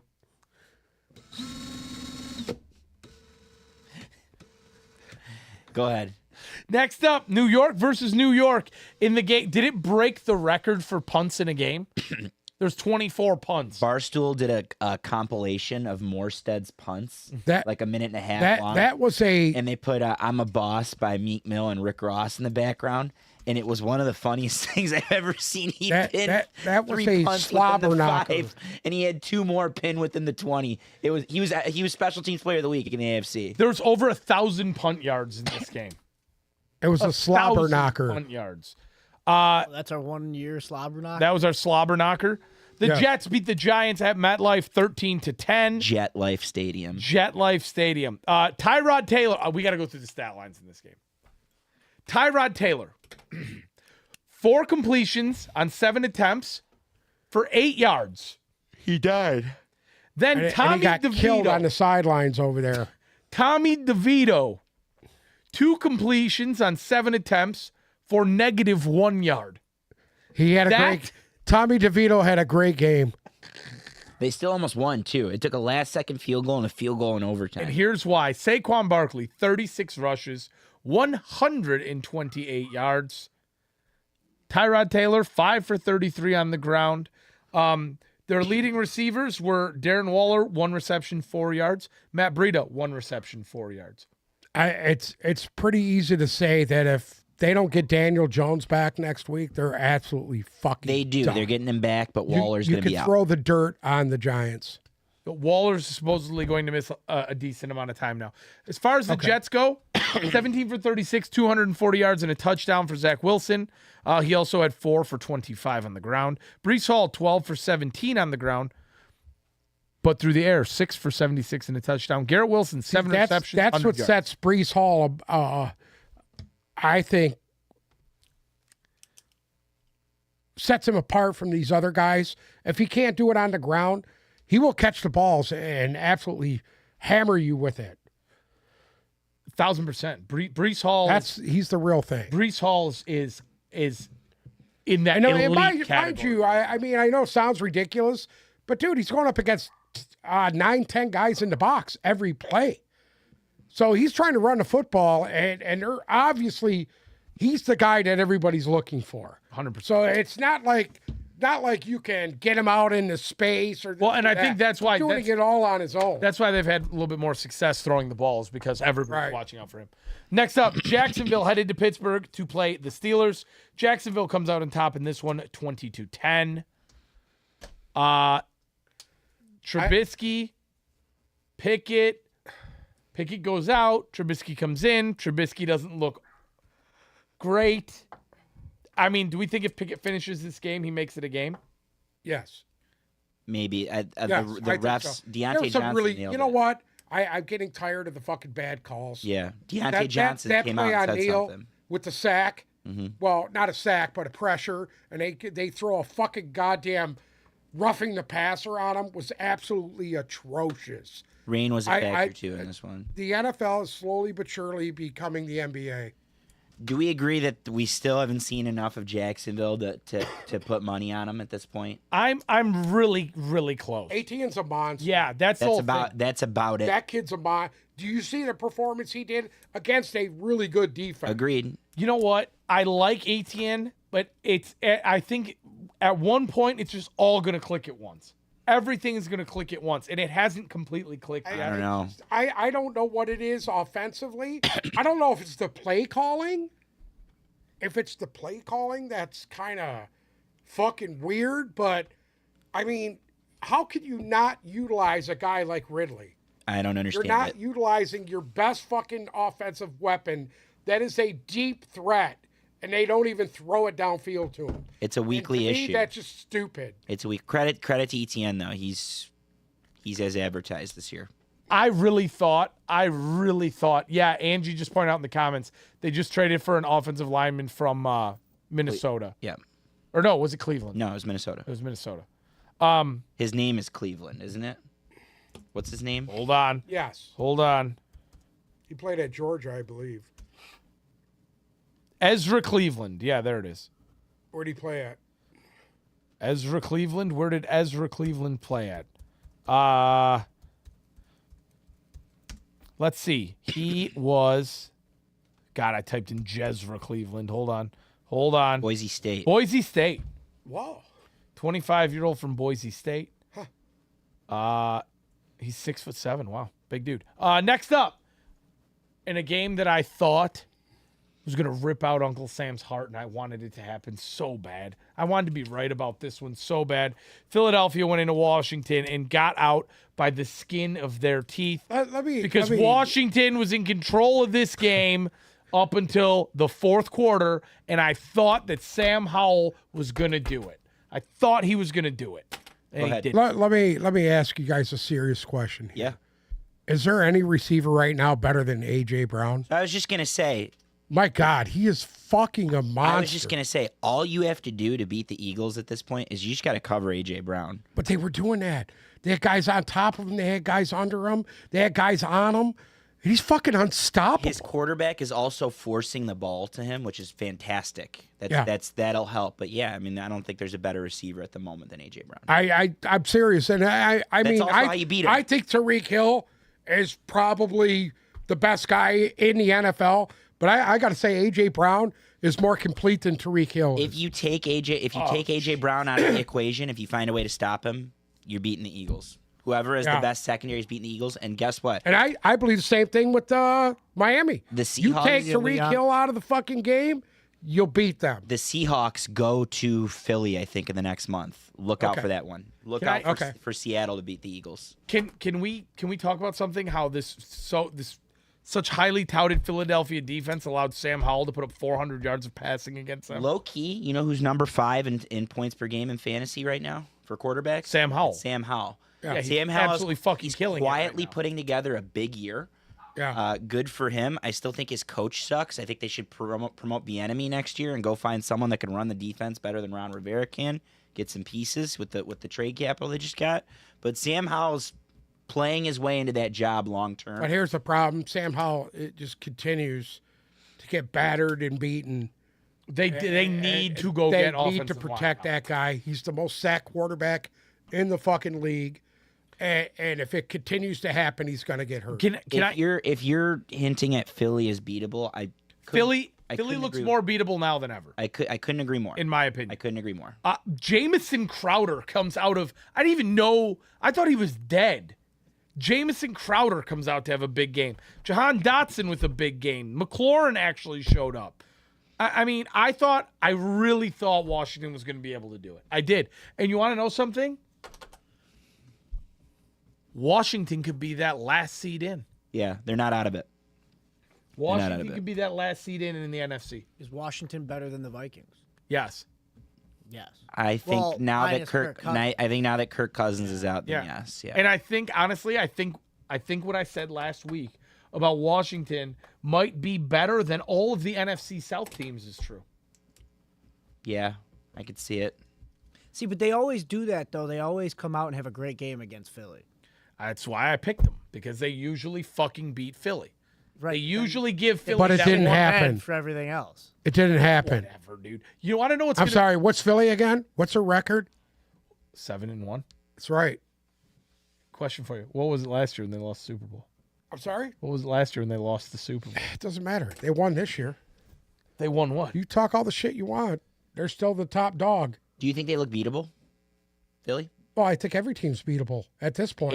In particular, do you think Philly looks better or worse than last Who year? do you think, and let's be honest, who do you think looks better than Philly right now? Right now. In the past few weeks, you've seen all these teams play. Who do you think looks better than Philadelphia?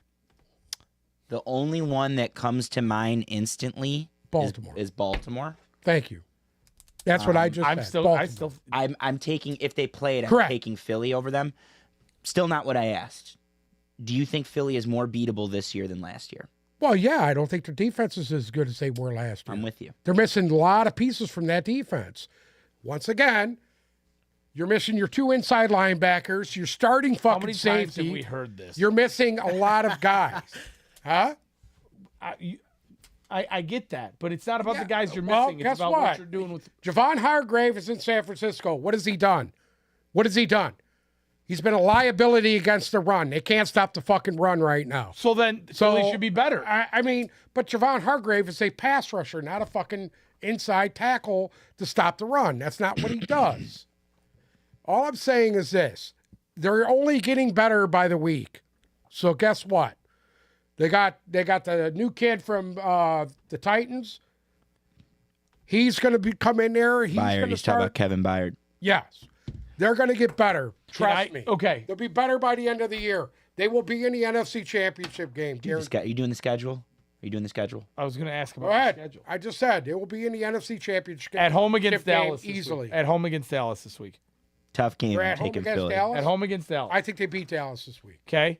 Fair. You know why? Fair. Because Dallas just got done blowing out a fucking Rams team that is very young, and they're going to come in and play a veteran team. And Okay. Next. even if Dallas wins this game, kudos to them. Then they're tied, no?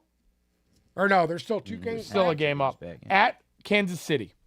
I think they lose at Kansas City. I agree. I don't know if Kansas City comes out and looks the way they did this week. I think they can beat them. Yes.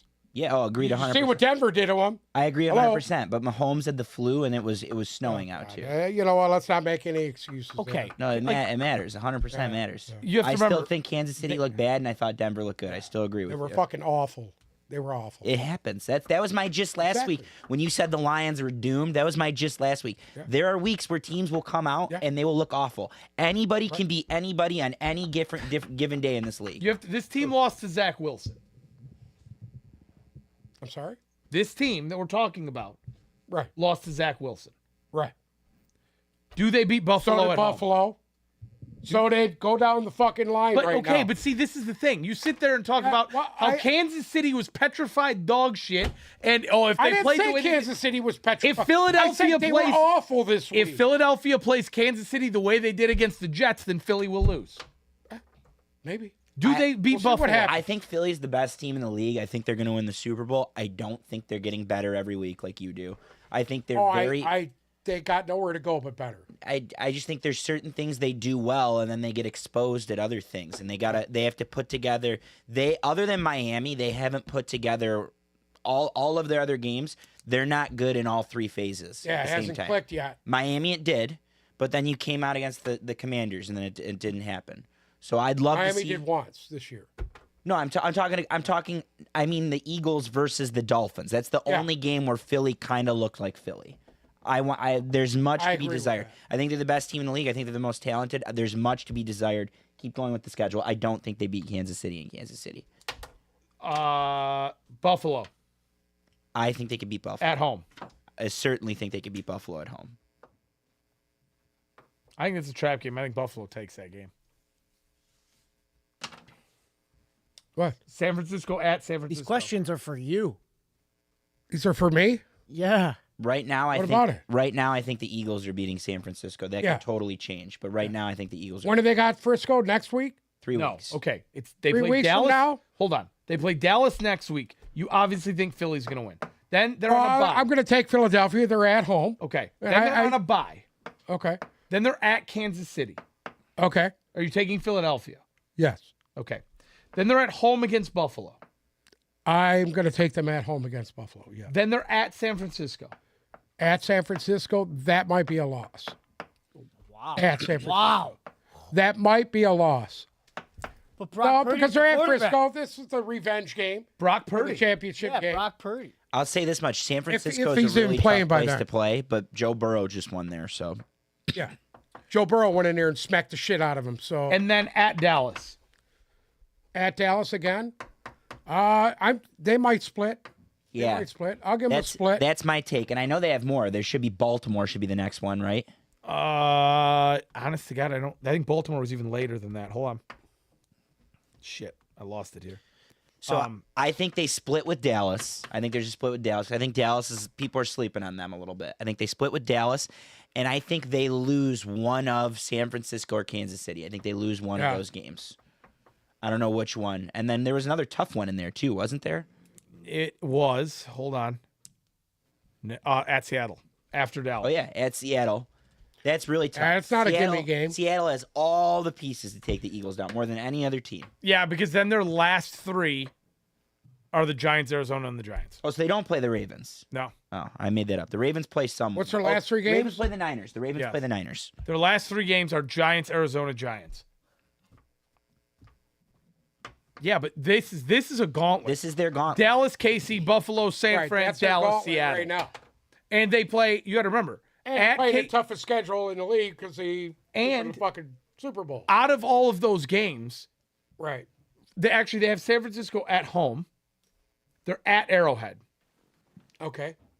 Hard place to play in. I wouldn't be surprised if they lost that game. Yeah, I think they're going to lose. That's that hard to go in there and to win. See, I mean, look what Denver did. Both Who of would have those thought teams, Denver could go into Kansas City and beat Kansas City? Both the Chiefs and the Eagles have left a lot to be desired for me this year. They both look bad right now. The difference in that game is Arrowhead. Let me say a little Arrowhead something in December too. about this Kansas City deal. Did we even talk about that yet or no? No, you want to? Yeah, Let's talk about let's it. graduate. Okay, Kansas City headed to Denver and got their asshole punched by Right. Russell Wilson, 24-9. Did you watch any of that or no? Yes, I watched. I watched. I watched yeah. the. I watched Red Zone. So basically, you seen Javonte Williams was pretty much money in that game. Yeah. My man was running very hard. Talk about a guy that's getting better every week. You know, I got to remember that ACL was recently, like it was Right. within a year, and he's running better and harder every Right. week. His numbers go up every Getting week. there, he's almost where he needs to be. Russ has been. He was pretty good, man. Russ has been good. I'm shocked all because year. I was beginning to believe him, saying, "Hey, maybe this guy is fucking washed up." It was but perfect. he continues to put the points He had up. 114 yards passing. Perfect utilization of Sutton. Perfect. Judy got on the board, I think, in this one. I think this. It was in the cold and it was in the snow. Give him a little credit. Mahomes threw the ball 40 times and 2 picks. It's simple. It's that simple thing. Like I think things are trending up for Denver. Denver, for the first time all year, came in with a good game A plan. fucking game plan to actually try to fucking good game control plan. the line of scrimmage. Yeah. Give the ball to Javonte Williams 27 times while it's snowing, and only let Russell Wilson throw the ball 20. And hey, it Guess might what? work. You win, and you win. They won pretty easy. I don't. I didn't think it was a fucking a competitive game whatsoever. Nothing here excites me, other than the fact that the Chiefs might have some red zone woes. Because for some reason, when Travis Kelce isn't dominating the game, You mean when Taylor Swift's not there? when Yeah, Taylor and Swift and isn't she there, no-showed. God, not the Russell hype again. yeah, because I refuse to allow that to happen. Okay. At the end of the day, Denver's a 5-win team. I don't care, It's a 5-win team. is what it is. They'll They might luck out. and you know what? Do they have to play the Chargers again? Hold on, you of all people should know this is a divisional game. Right. Yeah. You have to play the Chargers again? Oh, okay. Just shake that one right off. It doesn't matter when I say No, it. I agree. I agree with what you said. You know, That's the most important part. Is that was the division. they play Buffalo, Minnesota, Cleveland, Houston, Chargers, Detroit, New England, the Chargers, and the Raiders. They'll win 2 more games. Well, how many times they got the Raiders? They play the Raiders 1 more time and the Chargers 1 more time. Or they play Chargers twice. So let's say they beat the Chargers. They already beat them once, correct? No, they play them 2 more times. They haven't played them. Oh, they had to play the Chargers. They twice? played the Raiders already and lost. They lost to the Raiders. Opening first game of the year. First game of the year. First game of the year. They lost by a point first game of the year. I think it just clearly took a little bit. They've got the Broncos have gotten better every week. It took them a little bit to get going. They've improved. Do I think they're a great team? No. Here's another team that lets their 2 top pass rushers fucking go before the trade deadline, and they're actually better now than they were prior to them. Yeah, that's true. So, what does this say for the Redskins? Could the Redskins be the team to turn up That's what now? I'm saying. That's what I'm saying. You know, I mean, we don't know. Next up, the Cleveland Browns headed to Seattle to play the Seahawks. And I'll tell you what, P.J. Walker gave him a halfway decent game. He kept it close. Was it a great quarterback performance? No. I will say Kareem Hunt doing his thing on the ground. Can I say this, dude? Let's totally be honest right now. Sure. If Nick Chubb was not hurt, this team would have a lot more fucking momentum than what they have right now. They're still the 7 seed. There's still more than in it. I think the Browns are getting into the playoffs. Personally, yeah, they're very much in it. But with Nick Chubb, I mean, if they had him right now with that defense playing the way they are, I disagree. If they had a fucking quarterback is the issue. They need Rub and Tug to play like 3 years ago. Rub and Tug. Guess what? I don't think Rug. I'm going to be honest with you, dude. I don't think he's going to make it to the end of the year. I think you might be right. He's supposed to play Rub this and Tug. week. He had a full practice today. Gone. He's dog shit. Yeah, I just think he's not that good. That's the difference. It's not Nick Chubb. They need a quarterback. They need a guy that can get those receivers the ball because they're running the ball well between Ford and Chubb every week. I agree. Not Chubb, Kareem Hunt. Kareem Hunt and Ford every week. They're running the ball well. It would help to have Nick Chubb, of course. That'd be great. The major difference and for this team, though, is a quarterback. They're getting in my opinion. I think they're the 7th seed in the AFC. Okay. I cannot stand the Seattle Seahawks right now. I think the Seattle Seahawks are my least favorite team in football because I'm sorry. I know Geno Smith is not, in my heart of hearts, I know he's not the answer. I know he's not that good of a quarterback, right? It's just not. Second of all, you got Kenneth Walker and Charbonnet, and they combined for fucking 12 carries. Charbonnet outsnapped Kenneth Walker, too. Yeah. I just don't understand it. What is going on? What is Pete Carroll doing right now? Third. If they just, I still can't, I don't know how they're 5-2 because for some reason, I just feel like at some point this has to fall apart. And the problem is I felt the same way last year. It did last year. I know. Right at playoff. In their fucking teeth. If it does, the one person you name that would be the catalyst for it falling apart is Geno Smith. Yeah, but they don't put him in position to lose games. They have a gauntlet coming up. They have Philly. Yep. Niners twice. So if they're frauds, we'll find out. But right now they're tied with the Lions, same record, 5-2, or maybe they had a bye. 5-2. No, they're 5-2. 5-2. Lions are 6-2. They beat the Lions. They're right there, and their division. I think they just traded for Leonard Williams. They first place. Yeah, and they got Frank Clark. First place. They're in first place. They just traded for Leonard Williams. They control they hold all their own cards. They control their destiny. For the record, they already had their bye. Mm-hmm. And going forward, they play at Baltimore next week. Home against Washington, at the Rams, at home against Frisco, at Dallas. This is tough. Home against Frisco, at Dallas, at Frisco, at home against Philadelphia. That's if they're frauds, we'll find out. That's a tough schedule. If they can come out of there 500, they're for real.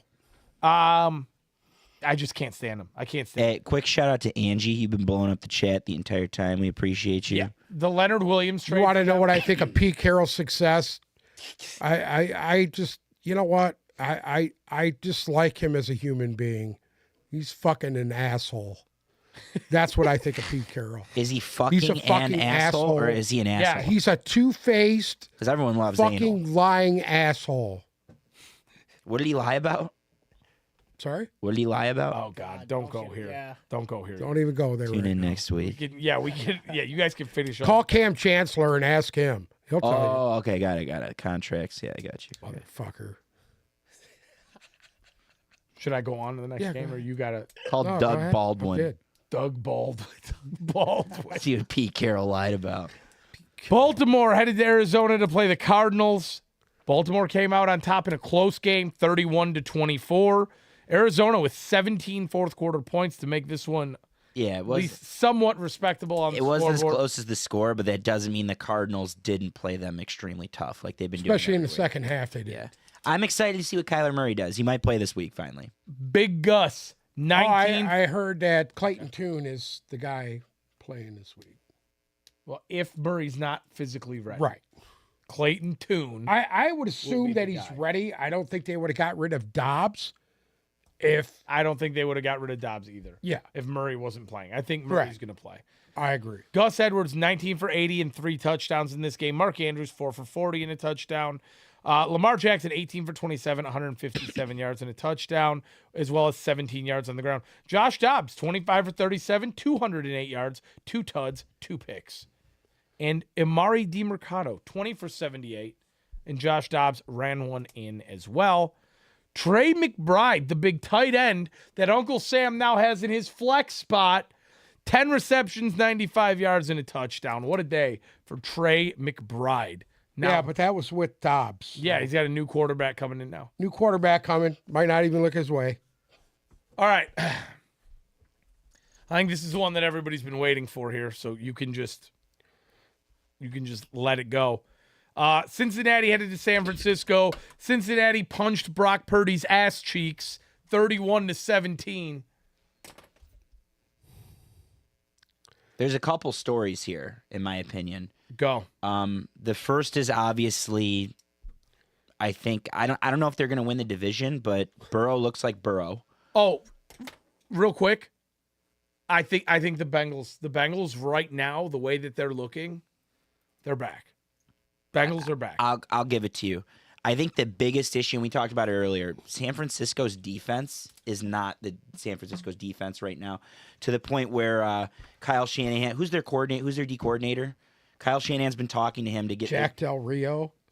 No, I thought Jack Del Rio's in Steve Washington. Wilkes. Steve Wilkes.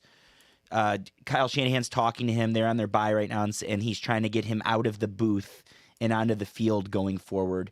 Because that was, the last 2 weeks, the Cleveland, they didn't do enough offensively, in my opinion. Last week, they didn't do enough offensively. This week, they did do enough offensively, and it still wasn't enough. When you're giving up 30, it's hard to win, especially at home. And I thought that was their defense has issues. Chase Young's coming at a good time because Boza's been lackluster. I think their secondary's kind of dropped off. So I'm curious to see what they do going forward. But and then Brock Purdy, of course, that wasn't the one pick was bad and led to a touchdown, but the other pick is just so untimely. And I think they have major issues, mainly on defense, but the wheels just kind of came off, in my opinion, in all facets. Uncle Sam, go ahead, grave stomp. Sorry? This one's teed up for you. What do you mean? Hit a home run. Home run. Listen, Brock Purdy. Whoever thought Brock Purdy was a good quarterback, Can I stop you real quick? absolutely fucking wrong. Can I stop you real quick? Go ahead. You can't say Will Levis looks great and makes all the throws and then go off and say Brock Purdy's a bad fucking quarterback. I just want you to know that. I just said Brock Purdy is what Brock Purdy is. He's But- a game manager at best. But he makes all of the fucking throws that Yeah. they ask him to make. Game That's what Will manager. Levis did. Game manager. But when you put when the pressure is on, this is what I talked about Brock Purdy. If the pressure is on, they got to play from behind. He's dog shit. Okay? That you're looking at what he is. This is the guy who's picked 255th in the fucking Can draft. I interrupt you real That's quick? why Hold on. he was picked 255th in the draft. Before you say that about Brock Purdy, Go ahead. okay? Sure. Kyle Shanahan is 1-31. That's Went because down by more than 3 going into the fourth quarter. That's because he coaches his way out of wins. So is that Brock Purdy's fault? I think it's a combination. It's a combination of lose it, dude. of Here's the problem with Kyle the Brock Purdy Shanahan thing. getting away from what he does that he's successful at, and he's overthinking it. And that has a lot to do with it. But I just don't think Brock Purdy is the guy. Anyways, he's got a whole body of work that shows that he is the guy. Okay. Well, he's got a whole body of work that says he ain't the guy. The last three fucking games says he ain't the guy. You're going to take the 3 games and have it outweigh the other 15? You're going to take the 6 from last year? You take the 6 games from last year? So you take the 6 games from last year, right? He won all the games last year. He won all the games he played. 6 games. He lost in a championship game. He was injured in the went on this year. He didn't finish a championship game. Doesn't matter if they lost. You take this year, okay, they started out gangbusters. Would they win 5 in a row? Yes. 5 in a row? Guess what? They lost 3 in a row. And 2 of those games were on him. Nope. 2 of those fucking games were on him. Untimely turnovers when it meant the most. 1, they missed the field goal. They gave up 30 1, they points missed the at field home. goal. I get it. They gave up 30 points at home. And on that one where they gave up the field goal, he's the one that drove the field without Ayuk and without McCaffrey, and he put them in position to win. They missed the field goal. And that wasn't his fault. They didn't lose because of him last week. Well, guess what? They lost because of him last week. That fucking throw in the triple coverage was fucking god awful. So what about all the good throws though? How do you say Will Levis? Hold on. How do you say Will Levis makes all these great throws? Oh, Jesus Christ! And then you don't say Brock Purdy Will makes Levis the same throws. not make 4 incredible throws this weekend? He did, but I watched the fucking games. Did Will Levis throw into triple coverage and get picked off twice? Brock Purdy throws into triple coverage and makes it though, but you're only talking about the misses. Well, all I'm saying is he is what I said he was. But that's my whole point is you can make that same case for every quarterback in the league. If you can key in on 3 bad throws and say this is the reason they lost, yeah, it happens. Quarterbacks cost teams games. When you give up 30 to Joe Burrow at home, you're gonna lose. You're going to lose. If you ask anyone in the 49ers organization the reason they're losing right now, you know what they're going to say? The 49ers cannot play from behind, period. If you ask anyone in the 49ers organization right now why they're losing games, what are they going to say? I don't know. What are they going to say? Their fucking defense, which is their MO, isn't playing well. And I agree. Maybe they can't come from behind. Maybe they can't do it. To me, it looks like they can't come from behind. To me, it does too. From what I've seen, they struggle when they have to come from behind, and they don't look like the same team. But when you have a statistically number 1 defense, I'm not looking at the stat part of it. Their defense is still a top 5 defense, even though they played like shit the last 3 weeks. They're still a top 5 defense. They're still the number 2 defense in the NFL. Even playing the shitty as they've been playing. The problem is this. You just said it yourself. They don't have a fucking Joe Burrow that can dig it in, fucking come from fucking 20 down and do it. How many quarterbacks in the league do you currently trust? I totally agree. How many of you guys you think that can come from that far down and win? I think Brock Purdy is the best quarterback in the league, which I don't. I'm saying he's a very good quarterback. I would want him on my team. He does everything they ask. Okay. There's only so many quarterbacks. Would you take Brock Purdy over Jared Goff? No. Not enough of a body of work right now. I would say no. That being said, you just told me to look at his body of work. We're looking at his body of work right now. Not enough. Would of a body of work you take him over Jared Goff right now? No, I wouldn't. Now, where do you place Jared Goff as far as quarterbacks in this league? So listen. Top 10. Top 10. My point is there's only so many quarterbacks in the league that I trust when they're down 7 points and there's 2 minutes left on the clock to drive the field and get it done. The number of current quarterbacks in the league I trust to do that, if we're taking Aaron Rodgers who's injured out, the number of current quarterbacks I trust to do that at the moment, it might be 2. Joe Burrow is one of them. I agree. I trust Mahomes and I trust Joe Burrow. I don't even trust fucking Jalen Hurts to do that. I think he's throwing the ball. You trust Pat Mahomes? Yeah, I trust Mahomes to get that job done for sure. Mahomes and Burrow. Listen, there's no denying that Patty Mahomes is the guy. Period. Because guess what? If you come within 2 yards of him, you're going to get a flag. Angie, great comment. He's good. Brock Purdy is good. I agree, but he's not 2-minute drill guy good. And it goes back to your point. You're correct about this. I don't trust Brock Purdy to play from behind, but I don't trust a lot of fucking quarterbacks to go get the job done playing from behind. True. I don't. There's not a lot of guys. I don't think Brock Purdy is a top 5 quarterback. I don't either. I think he's. I never thought he was. I think they could easily win a Super Bowl with him, and I think he's a very good quarterback, and he makes all the throws that he has. Who would you rather have, Dak Prescott or Brock Purdy? Right now, Brock Purdy. Over But Dak Prescott. But Dak Prescott a couple years ago was in that conversation of guys that I trust to drive the field with 2 minutes left to score. And now, Right now, I don't. Who would say they trust fucking Dak Prescott? Not going you. forward here? Not me. I just want to. President Baker, I don't trust Josh Allen. Angie, I don't trust Josh Allen. I don't either. I don't. I don't either. I've 'cause seen him he's fold. exactly what we're talking about right now. I've seen him That fold guy- in that situation every time, especially in the playoffs. The one time he didn't fold, it's because they lost a coin toss in Kansas City, and I Correct. think he would have won that game. But other than that, every time Josh Allen has had the ball in his hands to win the game, I agree. he doesn't get it done. I agree. He's not that guy either. Totally agree with you.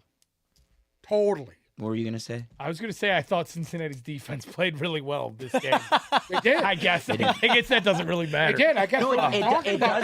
It does matter because they need their defense to win. Hey, let me Absolutely. tell you something. The unsung hero of that whole game, Joe Mixon. That Joe Mixon fucking had a guy very was nice little running game. hard. They didn't have an answer for him.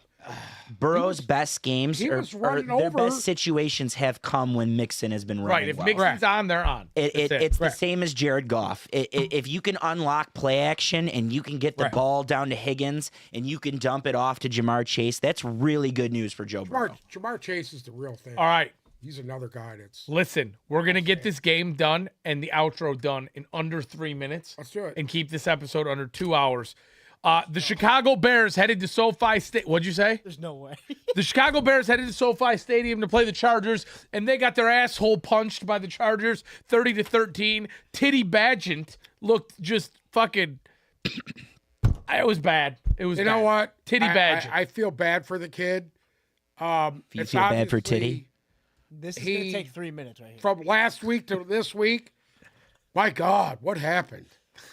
Titty Badgent, shit. 20. Titty Badgett forgot how to play.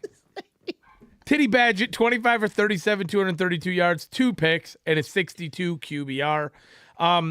Justin Herbert with a fucking bionic thumb came out there, threw 3 touchdown passes, one to Eckler, one to Parham, who actually I thought had a really nice game.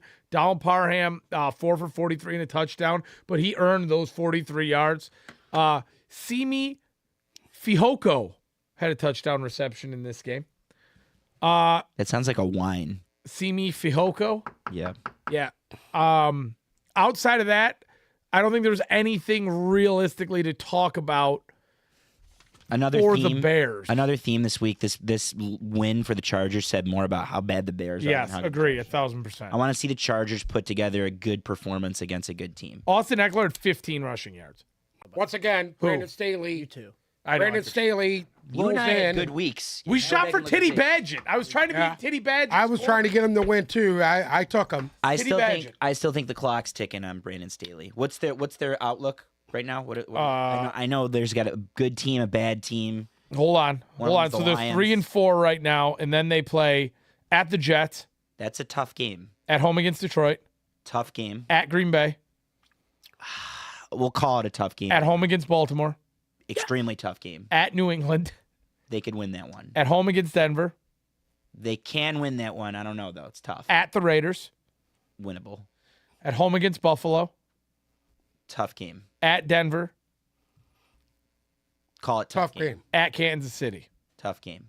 There's 2 winnable games. So those in the 2 schedule. games at the end of the year are divisional games Yep. on the road for them. So good luck. They need to split with Denver, Yep. which they should be able to do. They should be able to sweep Denver, but they need to split with Denver. They need to win. They got to beat the Lions. They got to. There's some games and there's a lot of really tough Realistically, games. they need to Buffalo? beat the Jets. They need to beat Green Bay. They need to beat New England. They need to split with Denver, and they need to beat Las Vegas again. Yeah. And that still only gets them to 8 wins. Yeah. So at that point, you need to beat one of Lions, Bills, Chiefs. Chiefs, To get correct. in, you need to beat one of Baltimore, those teams. yeah. An 8 win or a 9 win team is going to get in the NFC. Maybe it's not going to happen in the AFC. It's going to be a lot tougher in the AFC because the Right. North is loaded and the East is on its way. So they need to win. 9 might not do it for them. Real quick before we leave, just some breaking news going on right now. Michael Bidwell, you know who that is? He said the N word to his employees. In the parking lot. So that's the owner of the Arizona Cardinals. What do you say? He had a racially charged tirade in the parking lot of the stadium. So That one will be one to monitor. What did he say? It was a racially charged tirade. They've been getting investigated Again, for. I'm not gonna go there. They've been getting Against investigated for work. who? Someone that worked for Christ. him. They've been getting investigated for workplace environment issues for the last year. It's all coming out right now. The last time this happened was with the Panthers with Jerry Richardson, who ended up having to sell the team. So look out for the Cardinals to end up being up for sale in the next year or two. What the hell? Anything to add? What are we coming to? Okay, What? we're not going down this road. Freedom You, of anything? speech. Good. Anything? Freedom of Anything? speech. Yeah, I've been watching the Pistons, and they're very entertaining. And they're on tonight, and I'm excited to watch them. Cade Cunningham and Jalen Duren are really fun to watch. Basketball's owned by the Chinese. Thank you so much for listening to another episode of the Tip Balls Podcast. Make sure to follow our socials, Instagram and Twitter at Tip Balls, TikTok at Tip Balls Podcast. Will you bark for us? Angie wants a woof. Listen to me. Okay. The NFL is becoming the NBA. If you're listening to us in Hold on. If the Browns get in, will you bark? If the Browns get into the playoffs, will you bark? That's fair. That's totally I think fair. that's fair. We Super bark Bowl. every week. He said Super Bowl. I bark twice a week. If Tug and Rub makes a playoff spot, we deserve a bar. We deserve a bar. I say you bark and Oh play yeah, off. Dwight Howard is for sure gay. If you're listening to us on Spotify or Apple Music, check us out on Say what? YouTube. Whoa. Go back. Subscribe so you get What did he notified when we say? go live and join us in the comments. Dwight Thank you so Howard? much for listening. Good night.